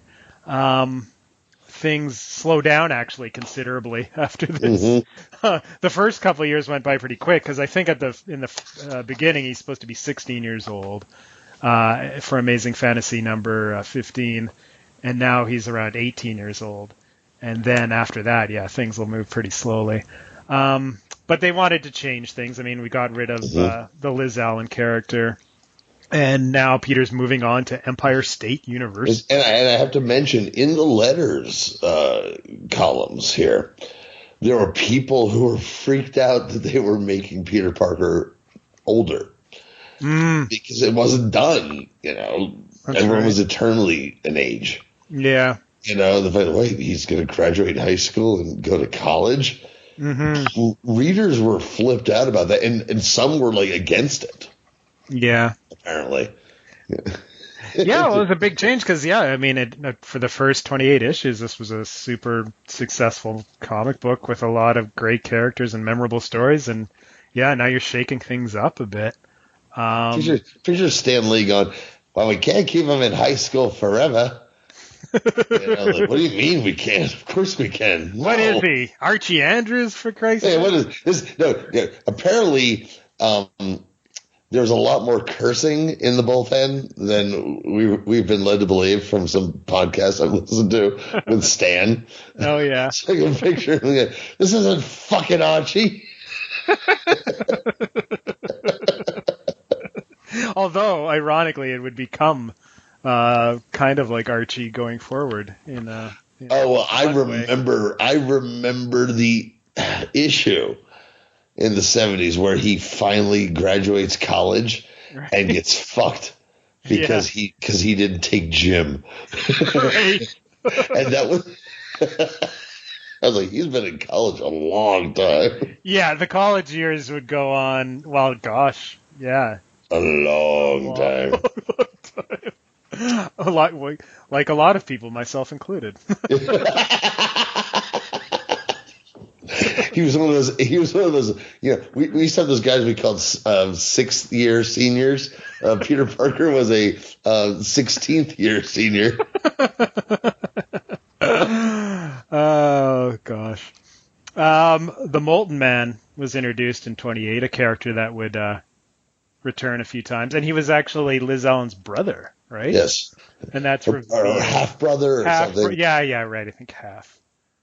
I always loved the Molten Man. He was one of my favorite characters. Yeah. Yeah. Another great visual. Yeah. No, he was like metal and could melt shit because. Yeah. But there wasn't a lot of use for him, but they used him over the years. Yeah, he would come back a few times. He would come back right away, actually. Issue 35, he's back again. And now we come to... I'm skipping a few issues, but we're coming to the famous Master Planner storyline. That's a 3-parter, beginning with issue 31, If This Be My Destiny. And I believe this was also the issue that introduced Empire State University and Harry Osborn and Gwen Stacy, if I'm not mistaken. And Professor Warren. Mm-hmm. This is a whole new cast of characters. Creepy Professor Warren. Creepy Professor Warren. I know, totally. It becomes even creepier in the 70s. Mm-hmm. Extremely. There's some long-term storytelling. Yeah, this is definitely some long-term storytelling. Some definite change of plans along the way, that's for sure. Because the Professor Warren that's introduced in issue number 31 is definitely never intended to become a supervillain later on, I don't think. Spoiler alert. They do, as these go on, make it kind of clear that Professor Warren kind of has the hots for Gwen Stacy, his student. Right. Well, speaking of the young lady, Gwen Stacy's quite the knockout. Yeah, this is the beginning of the new era of women in Spider-Man comics. Originally, Ditko draws... Like, Ditko wasn't known for his beautiful hot women. chicks. Yeah. That was his one weakness. He just... That wasn't... I mean, they were pretty and cute, I guess you could say, but not... No, they weren't. Yeah, and the Gwen Stacy that he draws is nothing special, really. Well, no, here's the thing. The Gwen Stacy, he's trying to draw a glamorous girl. And the Gwen Stacy of these issues, for those who only have one image of her, you see this, it's almost a completely different character. Yeah. It's almost a completely different character. Yeah. And And Harry Osborn looks a little different than he would. Not as different as he will when he gets his funky mustache. Oh, yes. Later. That's definitely going to be talked about later. Harry Osborn is such a drip. I think we'll spend a half hour on Harry Osborn's mustache. I could do it. We could do a whole podcast on Harry Osborn's mustache. Yeah, that'll be the next episode. It's the worst. See, here's the thing. I just gotta say, whenever Norman Osborn turns into the Green Goblin, he hates his son, and I don't blame him because Harry's in fucking drip with his stupid hair and his skinny Aunt May head and his dumb Fu Manchu, and then he doesn't know how to handle his drugs. Yeah. And he's totally not believable as this guy that's got all these women, draped on his arms. I guess he's got money. Yeah. Money. Yeah. Every time you see where, hey, I'm dating Mary Jane now. Really? Are you? I know. Are you? Yeah. Well, I mean, it's consistent, I guess, later with MJ's character that she had issues, so maybe. But yeah, I know it's. So we have Harry Osborn and his weird curly mulatto hair. Mulatto hair. The same hair, of course, that the Sandman has. And his dad. And his dad, Norman, who hasn't officially been introduced yet, although there's a character in the club that JJJ's a part of that is basically Norman Osborn, although he's not given a name. Mm-hmm. But in earlier issues, he's there in the background. And I think they retconned that later, that was Norman Osborn. But of course. Clearly, of course, it wasn't originally intended to be. But for whatever reason, it was a visual image that Ditko liked. The hair thing, I mean, that remains consistent through the different artists. And it's eventually explained in... John Byrne did a mini-series in the late 90s doing the first couple of years of Spider-Man over again, right? Oh, he did. Oh, yeah, he did a Spider-Man Year One, and it's Chapter 1. It was known as. Oh yeah, and I love John Byrne. Yeah, it's awful. I know. It's like his only major contribution to the mythos of Spider-Man is explaining that Sandman and Norman Osborn are related. So. Yeah, because of the hair. And that's why they have the same hair. Because that dangling thread had to be tied up, damn it. It's not to go off on a tangent, but Year One things were a thing. Mm-hmm. Batman. So they did a Spider-Man version with Byrne. How could it go wrong? I know. I was so excited for that. I was anticipating it. Terrible. I know. It takes... See, the Batman Year One stuff took a bunch of Golden Age and other stuff that was disparate and put together into this. Lee and Ditko, you didn't have to fix anything. No. There's nothing that needed to be fixed or retold. I know. It's like remaking The Godfather. Yeah, well, why would you do that? Why would you do that? Look, I needed to explain the fucking hair thing. It's been bothering me. That was the only reason. I bought like the first 3 issues of that, and because it's Spider-Man, it's John Byrne, it's the classic stories. I can't wait to see what he does. I know. I was such a diehard Byrne fan that I bought the whole run. But yeah, it was. I remember I had a friend who I was collecting comics with, and I think he tapped out halfway through. It was like. And I was trying to explain to him, no, this is a great artist. He was awesome. Look at his work on Fantastic Four in the 80s. His X-Men. Yeah, and his X-Men and his Superman. And, jeez. I met him, and he was very nice to me when I was 11. Yeah, and he's kind of Canadian. He grew up in Canada. He lived in Calgary and went to art school. Oh, no, he's kind of Canadian. Yeah, well, he was technically born in England. But England, I know. Yeah. Grew up in Canada. John Byrne. I don't know if he lives here anymore, but yeah, he grew up in. No. Now he lives in the same building as Steve Ditko with all their crazy political weirdness. That would make sense. So yeah.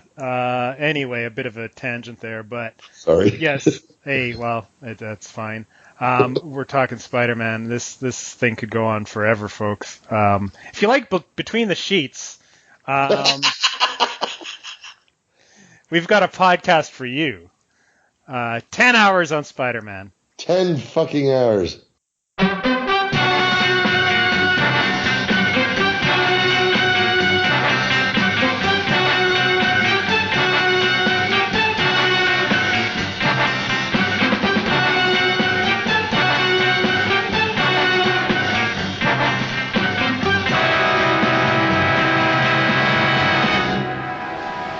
So anyway, the new characters have been introduced, and it's kind of going back to the beginning all over again with Peter being the outcast. And Flash is there too. Oh, right, that's right. Flash is, and he's immediately buddies with Harry Osborn, and Osborn's a total prick. At first. Yeah, at first, and Gwen's basically the new Liz, kind of a bitch, and. So yeah, it's basically going back to the first year of high school, or back to the first issues again. Yeah, but Peter is definitely more self-confident. Yes, yeah, with everybody. Like, Peter's at a point now where he's like going, he's like, I have to pretend to be a wimp. No, he tells Flash to go fuck himself at every opportunity. yeah, totally. Yeah, at some points he almost comes off kind of like a dick himself, Peter, in some of his interactions. Which is actually a very, and this gets into the Romita stuff a lot more. The evolution of this peer group that they have in college and then on, where now it's Peter and Gwen and Harry and Flash and then MJ. Mm-hmm. The evolution of how this group of friends goes is amazingly realistic. It's great stuff. Like, yeah, I don't like you. And now we're roommates, and no, we're gonna be best friends. The guy who I hate you and I hate you, and I'm joining the army. I'm going to Nam. Yeah, and then everything changes, and the things with the girls. It's really good.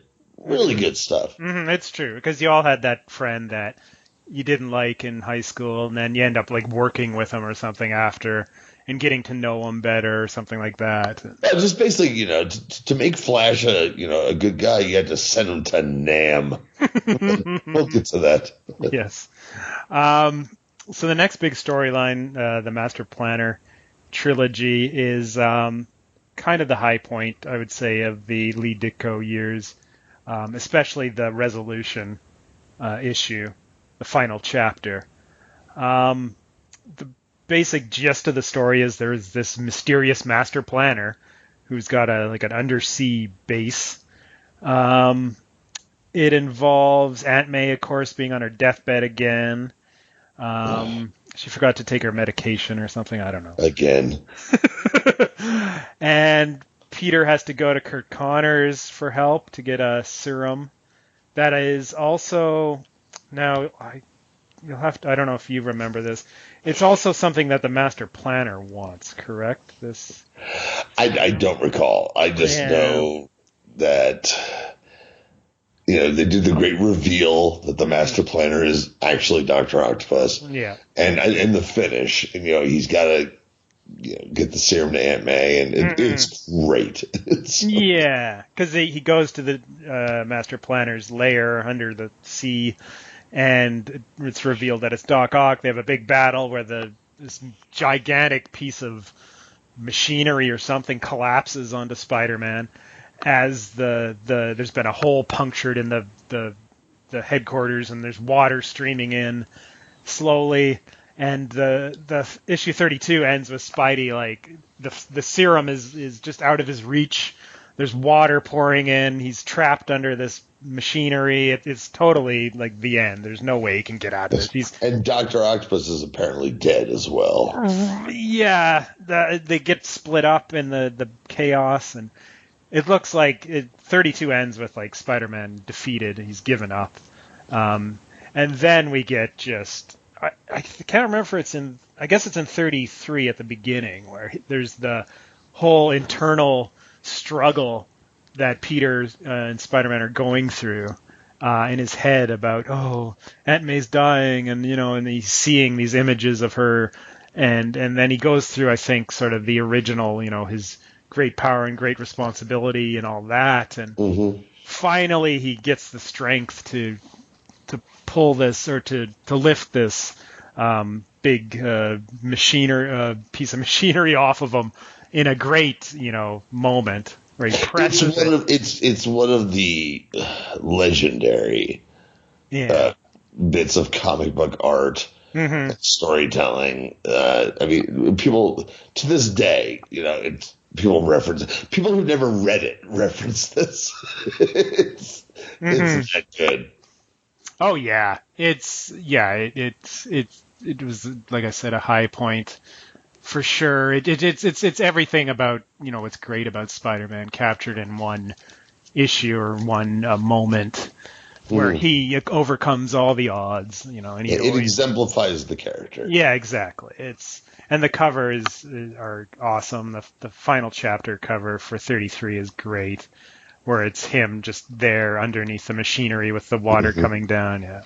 Oh, it's great, and it also. And this leads all the way up into that spectacular Spider-Man with Black Cat gang wars that we're talking about. Right.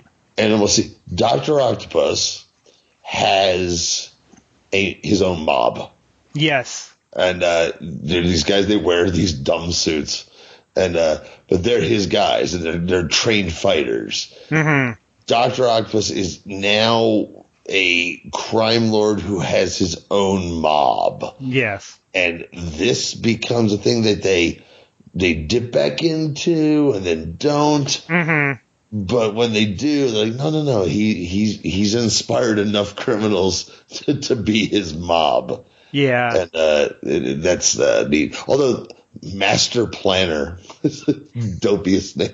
Yeah. Oh, yeah, no, totally. But no, you're right about Doc Ock becoming like this crime boss, and how it's cool how Marvel has their own, mafia, basically, with different families. Magia. The Magia. Magia. They didn't want to offend anybody, so it's the Magia. The Magia. Oh, yeah, and there's... So who is the head of the Magia? Is that Silverman? Silverman is the head of the Magia. The Magia. And Hammerhead has his own family, right? Yeah, see? Hammerhead. And the rest of his... And Man Mountain Marco. Yes. But the feud between Doc Ock and Hammerhead is one of the highlights of the 70s. Oh, hell yeah. That goes on for years. Oh, hell yeah. I had all those books. So yeah, great stuff. So yeah, you're right. I wouldn't have thought, but this establishes Doc Ock as the crime boss, Doc Ock. Yeah. You're right. He isn't always, but yeah, when he is, it's pretty cool. So now we're getting into the late run here of Ditko. Only a few more issues left. There's repeats like Kraven's back, Molten Man's back. We get the Looter in issue 36. Yeah, a pretty obscure character who would return a few times, but not in any... He's a villain who takes advantage of civil disobedience. Right. Or was he even called the Meteor at first, and then they changed his name? Or I don't know, something like that. Yeah.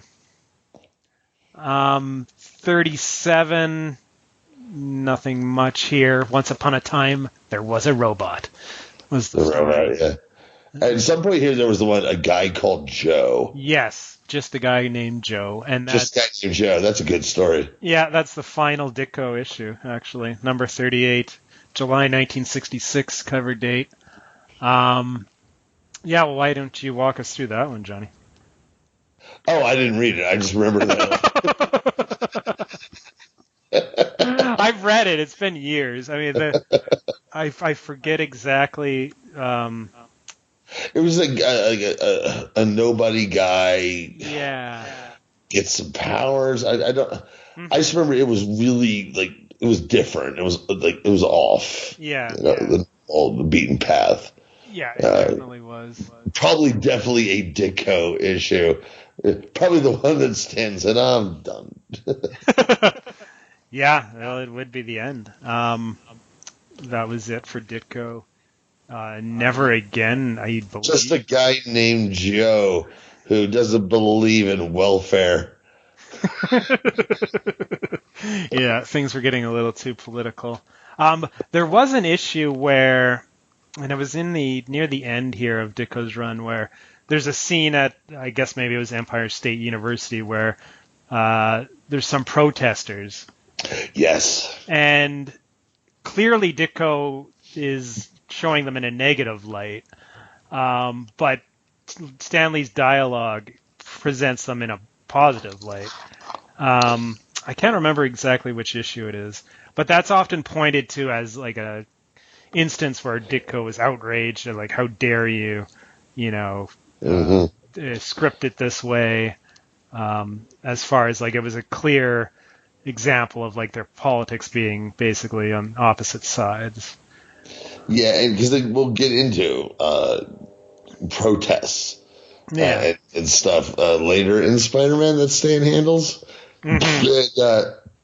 It's militant protesters can be an issue, but protesters are groovy and fine, with Stan, as long as they're not being militant or causing a problem. And I'm sure for Ditko, no, it doesn't matter, one way or the other.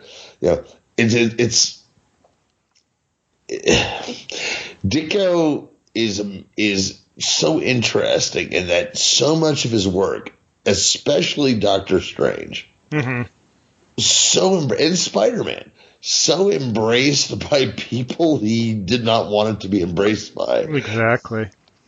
Like everyone's like, man, those guys at Marvel must be on mushrooms with this Doctor Strange shit. He's like, no, fuck you. Yeah, and I think I brought up the story before of Ken. No, it wasn't Ken Kesey. It was someone. Well, the Merry Pranksters were big fans of Doctor Strange comics, and that's part of the Electric Kool-Aid Acid Test by Tom Wolfe. But it was local, like Greenwich Village hippies that went and visited the Marvel offices around this time because they wanted to meet the creators of Doctor Strange, who obviously were hippies that had infiltrated comics somehow, and then they meet Stan and Steve. And when it comes to Doctor Strange, and we're not just saying this because the movie is a huge hit, if you were a teenager in the 60s or a college student and you're getting high and shit and you're reading Doctor Strange, it's a fair assessment to go, whoever's drawing this is drawing this for people who are high, because it's all psychedelia, but it's just an amazing coincidence. It is total amazing coincidence. That was not his intention whatsoever. No. And Spider-Man, of course, was like a college campus favorite. He would become like an anti-establishment sort of hero. And getting back into why he appeals so much, and we're getting into this as he enters college. It's 65. 66 we're getting to now. Yeah. The 60s are rocking. Vietnam's happening, but there's not a complete feeling of negativity in the country. There's a lot of like, hey, man, things are groovy, especially in New York. And it's reflected in these Spider-Man comics so amazingly well. You look back on them now and you go, oh, it's how quaint. Look, they're going to a coffee shop in the village. Okay, we laugh at that now. That's unheard of in comic books. A bunch of teenagers are going to the village to listen to poetry and have Java. That's fucking, that's revolutionary shit. Yeah. Well, it's appropriate that, that's the change we get now, because Ditko's gone. Yeah. And he would basically go back to Charlton, as he was wont to do over the years. And, create some interesting characters. He went to DC. Actually, no, I think he went to DC first. He did the Creeper, and he did Hawk and Dove. Which would be like a battlefield for political ideology basically being played out before your very eyes. And And then he would go to Charlton again. Yeah. Hawk's an asshole, Dove's a pussy. Thanks. And he would create some way out stuff. Like Mr. A is pretty much unreadable unless you're a huge fan of objectivist philosophy. Or unless you're a maniac. It's not good. Even though he uses all these speech bubbles are squares in that. Well, yeah. Anyway, it's way out. And then he actually drops acid and goes to DC and creates Shade of the Absorbed. Shade the Changing Man. The Changing Man, which was, I remember reading that and being like, I don't know what the fuck's going on, but the art's great.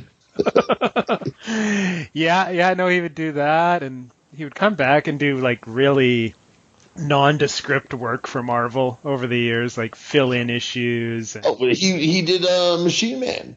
He did, Machine Man. He did Captain Universe was something he did. Yeah, Captain Universe. Yeah. Machine Man was cool though, man. That was some good stuff. Right.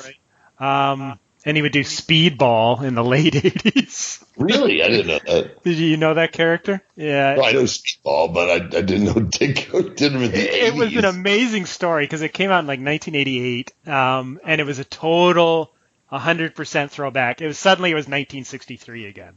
Like it was just him trying to recapture the first couple of years of Spider-Man, like with no attempt to like make things contemporary at all, and I loved it. Like, it only lasted, I think, 10 issues, if that.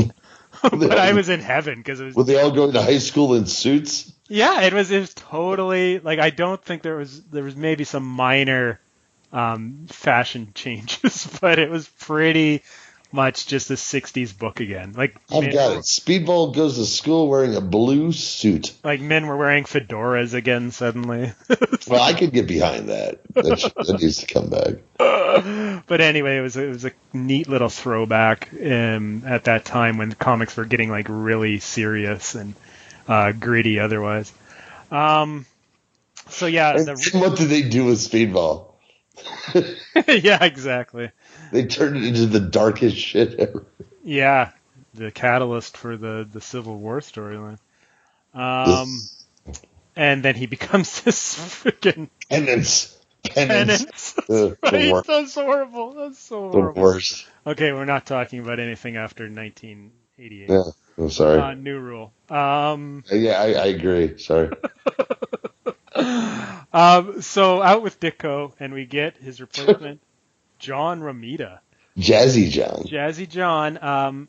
Completely different style than Ditko. Not at first. I guess, yeah, you had to maintain a bit of continuity.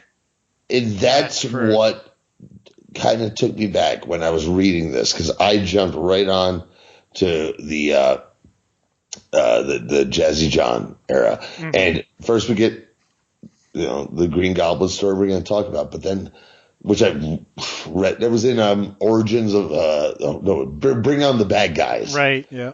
Where I read that a million times because it's so great.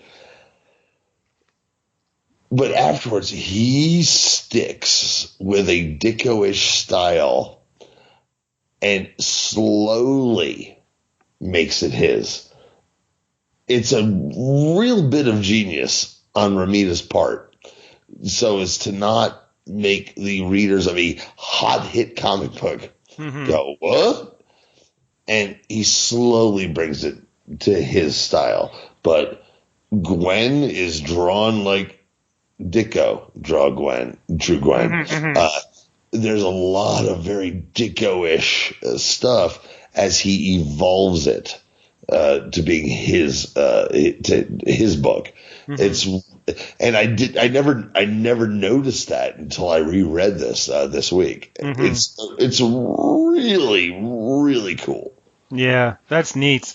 Because now that I think about it, yeah, there was still the darker edge to things for a while. And yeah, it was, Ditko left a pretty big legacy. And you're right, it's a popular book. You don't want to mess with things too much.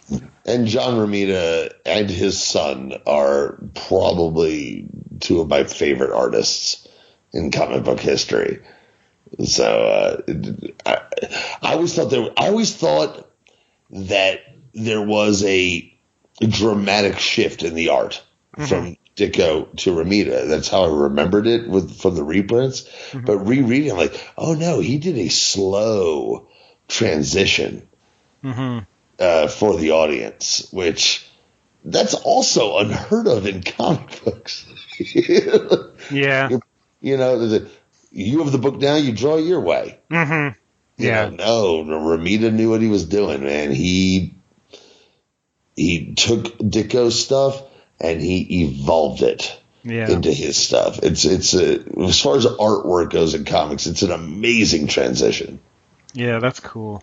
And he was mostly a romance comic guy prior to this, I believe. He had done Daredevil most recently and actually drew Spider-Man in a few issues there.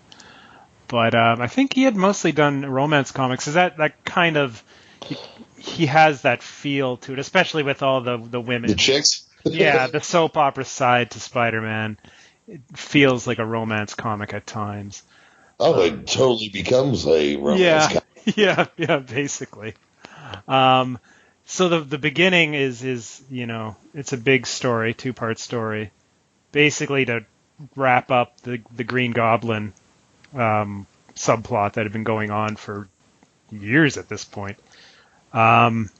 Where it's a big shock right off the bat that the Goblin discovers Spider-Man's secret identity in plain, you know, bright daylight, and captures him and takes him to his lair. Which also has one of the most iconic covers. Is the Goblin flying, looking over his shoulder, laughing, as Peter Parker, wrapped up in ropes, being flown through the sky in his street clothes, but torn enough to reveal the Spider-Man suit underneath him, but unmasked. Yeah. And it's like, oh my God, Spider-Man's unmasked and he knows who he is. That's crazy. That's not supposed to happen.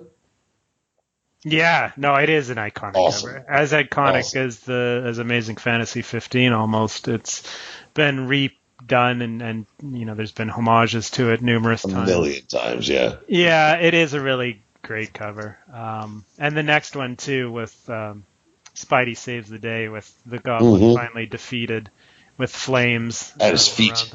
Yeah, at his feet, on his knees, you know, done. You know, that was the big shock. And we'll debate this now, I guess. You know, the end of issue 39, the Goblin reveals himself to be Norman Osborn. Was that really... It wasn't a shock. I mean, Osborn had been introduced, I believe, just a couple issues before. Officially. There's a lot of debate as to what direction Ditko saw the Green Goblin character going. Was it going to be Osborn? I know I've read, and it was in this book that I've referenced, the Comic Book Heroes, about how Ditko wanted the Goblin to be, you know, nobody really. Always anonymous, right? Yeah, just when they took his mask off, finally it would be like, oh, we don't know who you are. We were never shown in the comic before. Just a complete. And that was supposed to be, you know, his take on things, is that which, from a philosophical standpoint, that's a really cool take. But from a storytelling standpoint, fuck you. Exactly. I mean, yeah, that's worse than Broderick Crawford. Yeah, exactly.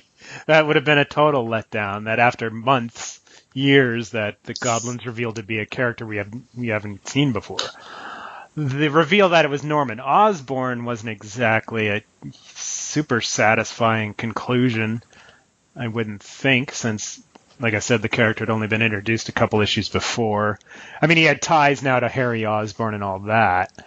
Well, I think what they did was, because in that episode, the second part where it's the origin of the Green Goblin, and you go, oh, okay. because they gave it that great origin story. So I'm like, oh, okay, I'm behind that now. Yeah. But if you're gonna have a choice of a character we just introduced, or we're gonna make a statement, it's gonna be the guy who was the Tinkerer's assistant would be better than just a guy on the street. And I think that was who Byrne revealed the Tinker's assistant to be Mysterio, if I'm not mistaken. That's true. But yeah, I mean, really, who could it have been that would have been like a true shock? I mean, a lot of people say that J. Jonah Jameson was a possibility, which would have been awful. Yeah, I mean, really, it wouldn't have made any sense. I'm sure there was scenes where the two of them were almost in the same room, or in fact, there was one that I can for sure think of. So it wouldn't have worked. And then I don't know who else really it could have been. That would have meant anything really at that time. A resurrected Betty Brant's brother, right? Yeah. What? It's Uncle Ben. It's Uncle. No, okay, Vince Russo. That's the Vince Russo booking of the resolution right there. It was me, Spider-Man. It was me all along. Horrible. Yeah, all things considered, I guess it was handled well, and it was good, of course, to tie this all up right out of the shoot with the new art. And it's good for where the character went from there, exactly. Because it did amazing stuff with that. Yeah, because it becomes, going forward, a permanent storyline that's revisited over the years and evolves and changes. Because it's another pain in the ass for Peter Parker. Yeah. To have to deal with. Yeah, because the conclusion sees Osborn conveniently getting amnesia, so he doesn't remember that he found out that Spider-Man is Peter Parker. But then, of course, over the years, it's he's constantly on the verge of regaining his memory, and does every now and then. Peter's got sweat beads on his forehead. Sweat beads coming out of his dumb hair. But yeah, those were some really cool stories. And in fact, the immediate Romita issues I have a lot of fondness for, because I read those all, and it was fresh to me. Like I didn't know, like all I had known was Ditko, and then suddenly there was this new look and different take on Spider-Man, and some cool characters were brought in right away, like the Rhino, who I've always loved as a character, because he was also involved in the Hulk comics that I loved. It's a burst of new characters, old characters. The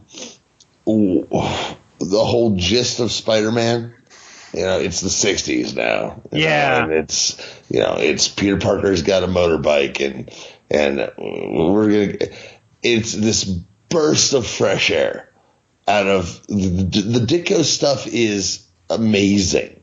Mm-hmm. This is where Stan wanted to go. This thing is a hit on college campuses, and there's an air of hope and fun, like sunshine on these books.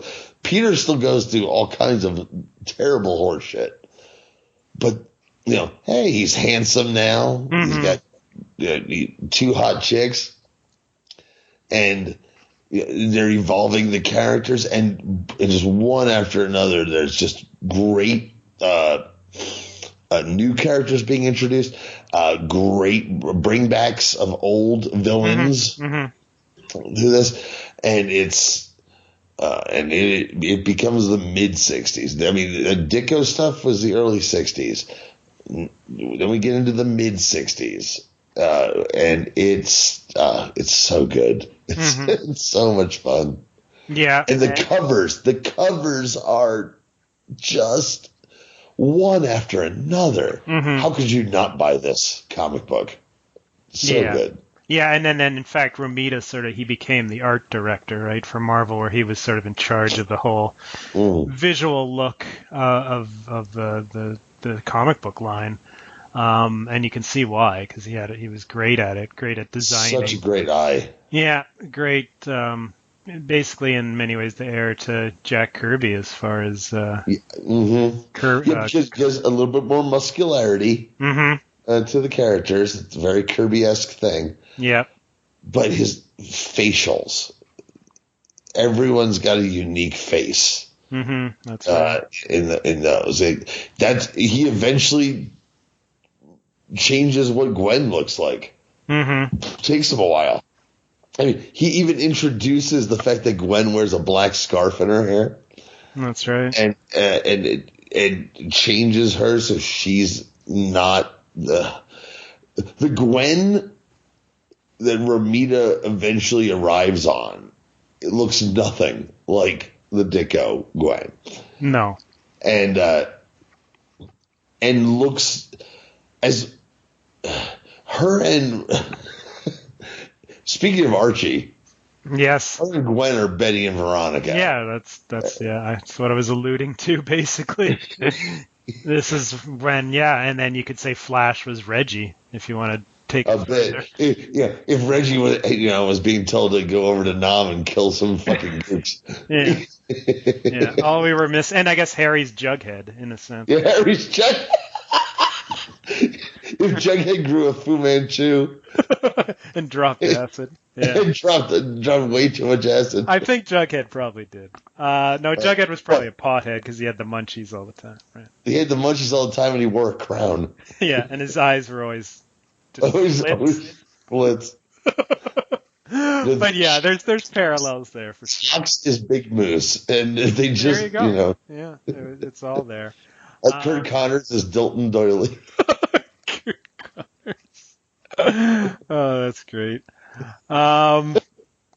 So yeah, like the arrival of the 60s as we know them basically can be traced to like one panel, and it's also tying up a storyline from Ditko's years, and that's the MJ character. We didn't mention this, but in issue 25 you see MJ for the first time, but her face is obscured by flowers, which made her like the Green Goblin of women characters for Ditko. And Liz and Betty actually got to see her. They came, both of them arrived at Peter's aunt's place at the same time, and Mary Jane was there, and then they see her, and then their responses are like, "Oh, what a beautiful woman," and all this stuff, right? But I missed that. You missed that, yeah, but we of course don't see MJ's face. But in issue 42, at the very end, Peter finally has no choice. He's got to meet Mary Jane for the first time, and in the last panel, here she is, hot as fuck. In a black sleeveless T-shirt with giant cans. Yeah. This redhead, long red hair, thing you've ever seen. Yeah. And of course, we say it together. Yes. Let's face the tiger. You've hit the jackpot. Yeah. And that really is the introduction to the next phase of this comic book. Yeah. Is the introduction of Mary Jane, and it's mad, lad. Yes, because in the very next issue, like they're having lunch or whatever together, all of them with Aunt May and Anna Watson, and yeah, now we get the dialogue, and MJ's just out of control with the groovy lingo here. You're utterly mad, Dad. There's a lot of dad. Yeah. There's and not just Harry says it like to Peter, like, "Hey, Dad," yeah. And I'm really thinking, like, Stan was trying to figure out what kids were talking like at the time, but I don't think anyone was ever saying shit like, "Hey, Dad." No. This is all Stan Lee's take on the 60s. Oh, totally. And it's great. He's this close to what it was, but they're all real clean cut too. Mm-hmm. They're not like going, "Hey, let's go smoke some weed." They're very clean cut. about all this, but it's the '60s, man, Yeah. and when you read these, there was an era in the '60s apparently where there's that breath of fresh air going on. Yes, Kennedy had been assassinated, but there were still the Beatles had arrived, and there was a breath of fresh air before everything went to shit, and around '68, and this reflects that. Yeah. Yeah. And it's reflected for the readership. It's for the readership who's been growing up on this book because Stan he watched this shit. This book was getting huge press on college campuses. Yeah. He made it reflect that. Yeah, and totally. At the same time, you got John Romita kicking some ass on art and the action stories that from here on in are just amazing. Rhino is my favorite introduction because he's probably my favorite character design.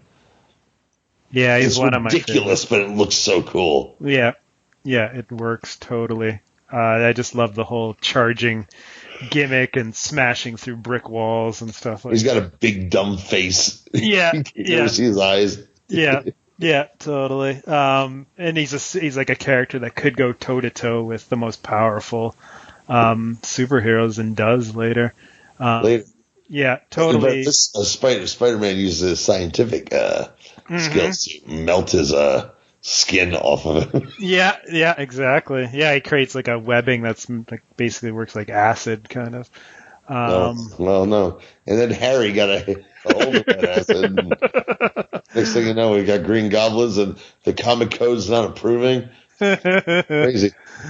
Yeah, no, you're right. The world has changed. The world is changing, and yeah. I mean, I read some of these issues recently, and the dialogue. Yeah, I mean, MJ's just a walking cliche of mid '60s lingo. MJ's annoying as fuck. She is actually. Yeah, she is.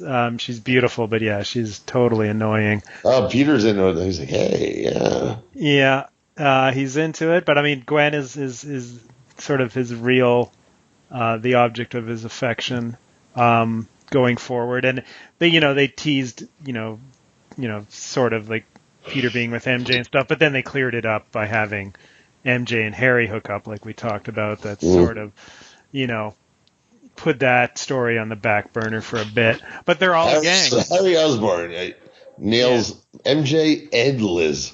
Yes. Maybe that Fu Manchu mustache, really. I know. Well, I think we'll wrap things up here. We're wrapping up right now. Yeah. I just had my nephew come in and say, "You wrapping up yet?" Yeah, Johnny's garage is hosting a band practice, I think. So, exactly. But we've rambled on for a long time. Anyway, we don't want to speed through the rest. I know. No. So we got one part in the can. The second part will be devoted to basically everything up to 102 from here on in. Beginning with the next big thing is the arrival of the Kingpin character. And with issue 50. And he arrives and arrives and arrives. Yes, and he's brought back a staggering amount of times, to the point that it's overkill, actually. But and the lizard, because stoners who read this book thought the lizard was as cool as I did, because we get a lot of lizard. Yeah, there's a lot of lizard. The vulture returns. There's a couple and vultures. New vulture, Blackie. Yes, Blackie Drago. Or something like That's that. going to be my wrestling name or porn name. Yeah, Blackie Drago. Blackie Drago. Awesome name. Yeah, so there's a lot more fun things. And we're going to get the introduction also of a major character who I loved is Gwen Stacy's father. Right. Captain Stacy. Captain Stacy, that whole thing. Captain George Stacy. So, and also, as promised, we'll have a long talk about Harry Osborn's Fu Manchu mustache.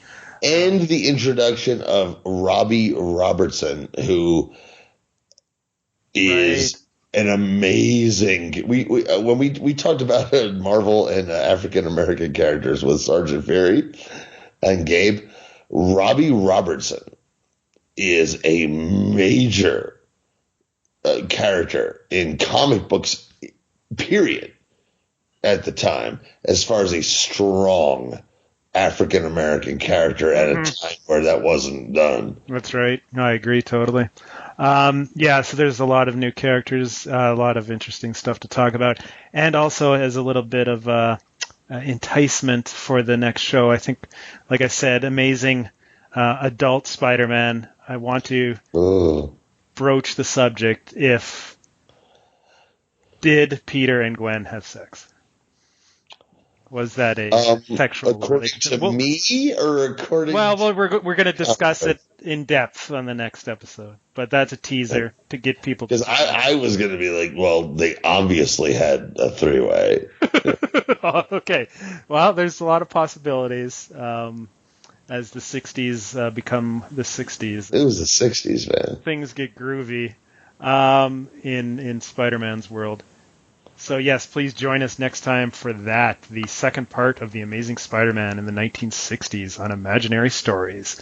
Anything to plug at the end here, Johnny? Not at all. Just I'm going to plug part 2 of this. That's good. And yes, I don't have anything to plug either. So look out for the second part of that, probably sooner rather than later. Oh, yes. Okay. Good night, everybody. Good night. That face, oh no, it can't be, but it is. The fugitive who ran past me the other day. The one I didn't stop when I had the chance. If I only had tackled him when I had the chance. But I didn't, so he escaped, and now Uncle Ben is dead. Yes, Uncle Ben is dead, and in a sense it's really I who killed him. Because I didn't realize in time that with great power there must also always be great responsibility. But I know it now. And so long as I live, Spider-Man will never shirk his duty again.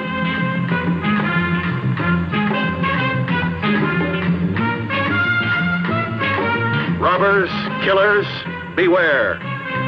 Spider-Man is here.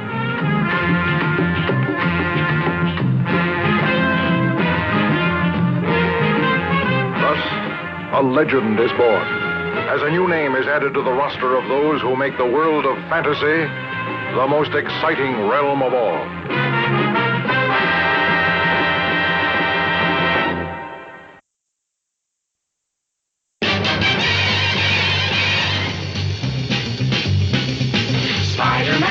Spider-Man does whatever a spider can. Spins a web any size, catches thieves just like flies. Look out, here comes the Spider-Man. Is he strong? Listen, bud, he's got radioactive blood. Can he swing from a thread? Take a look overhead. Hey there goes the Spider-Man. In the chill of night, at the scene of a crime, like a streak of light, he arrives just in time. Spider-Man, Spider-Man, friendly neighborhood Spider-Man. Wealth and fame, he's ignored. Action is his reward to him. Life is a great big hang-up. Wherever there's a hang-up, you'll find the Spider-Man.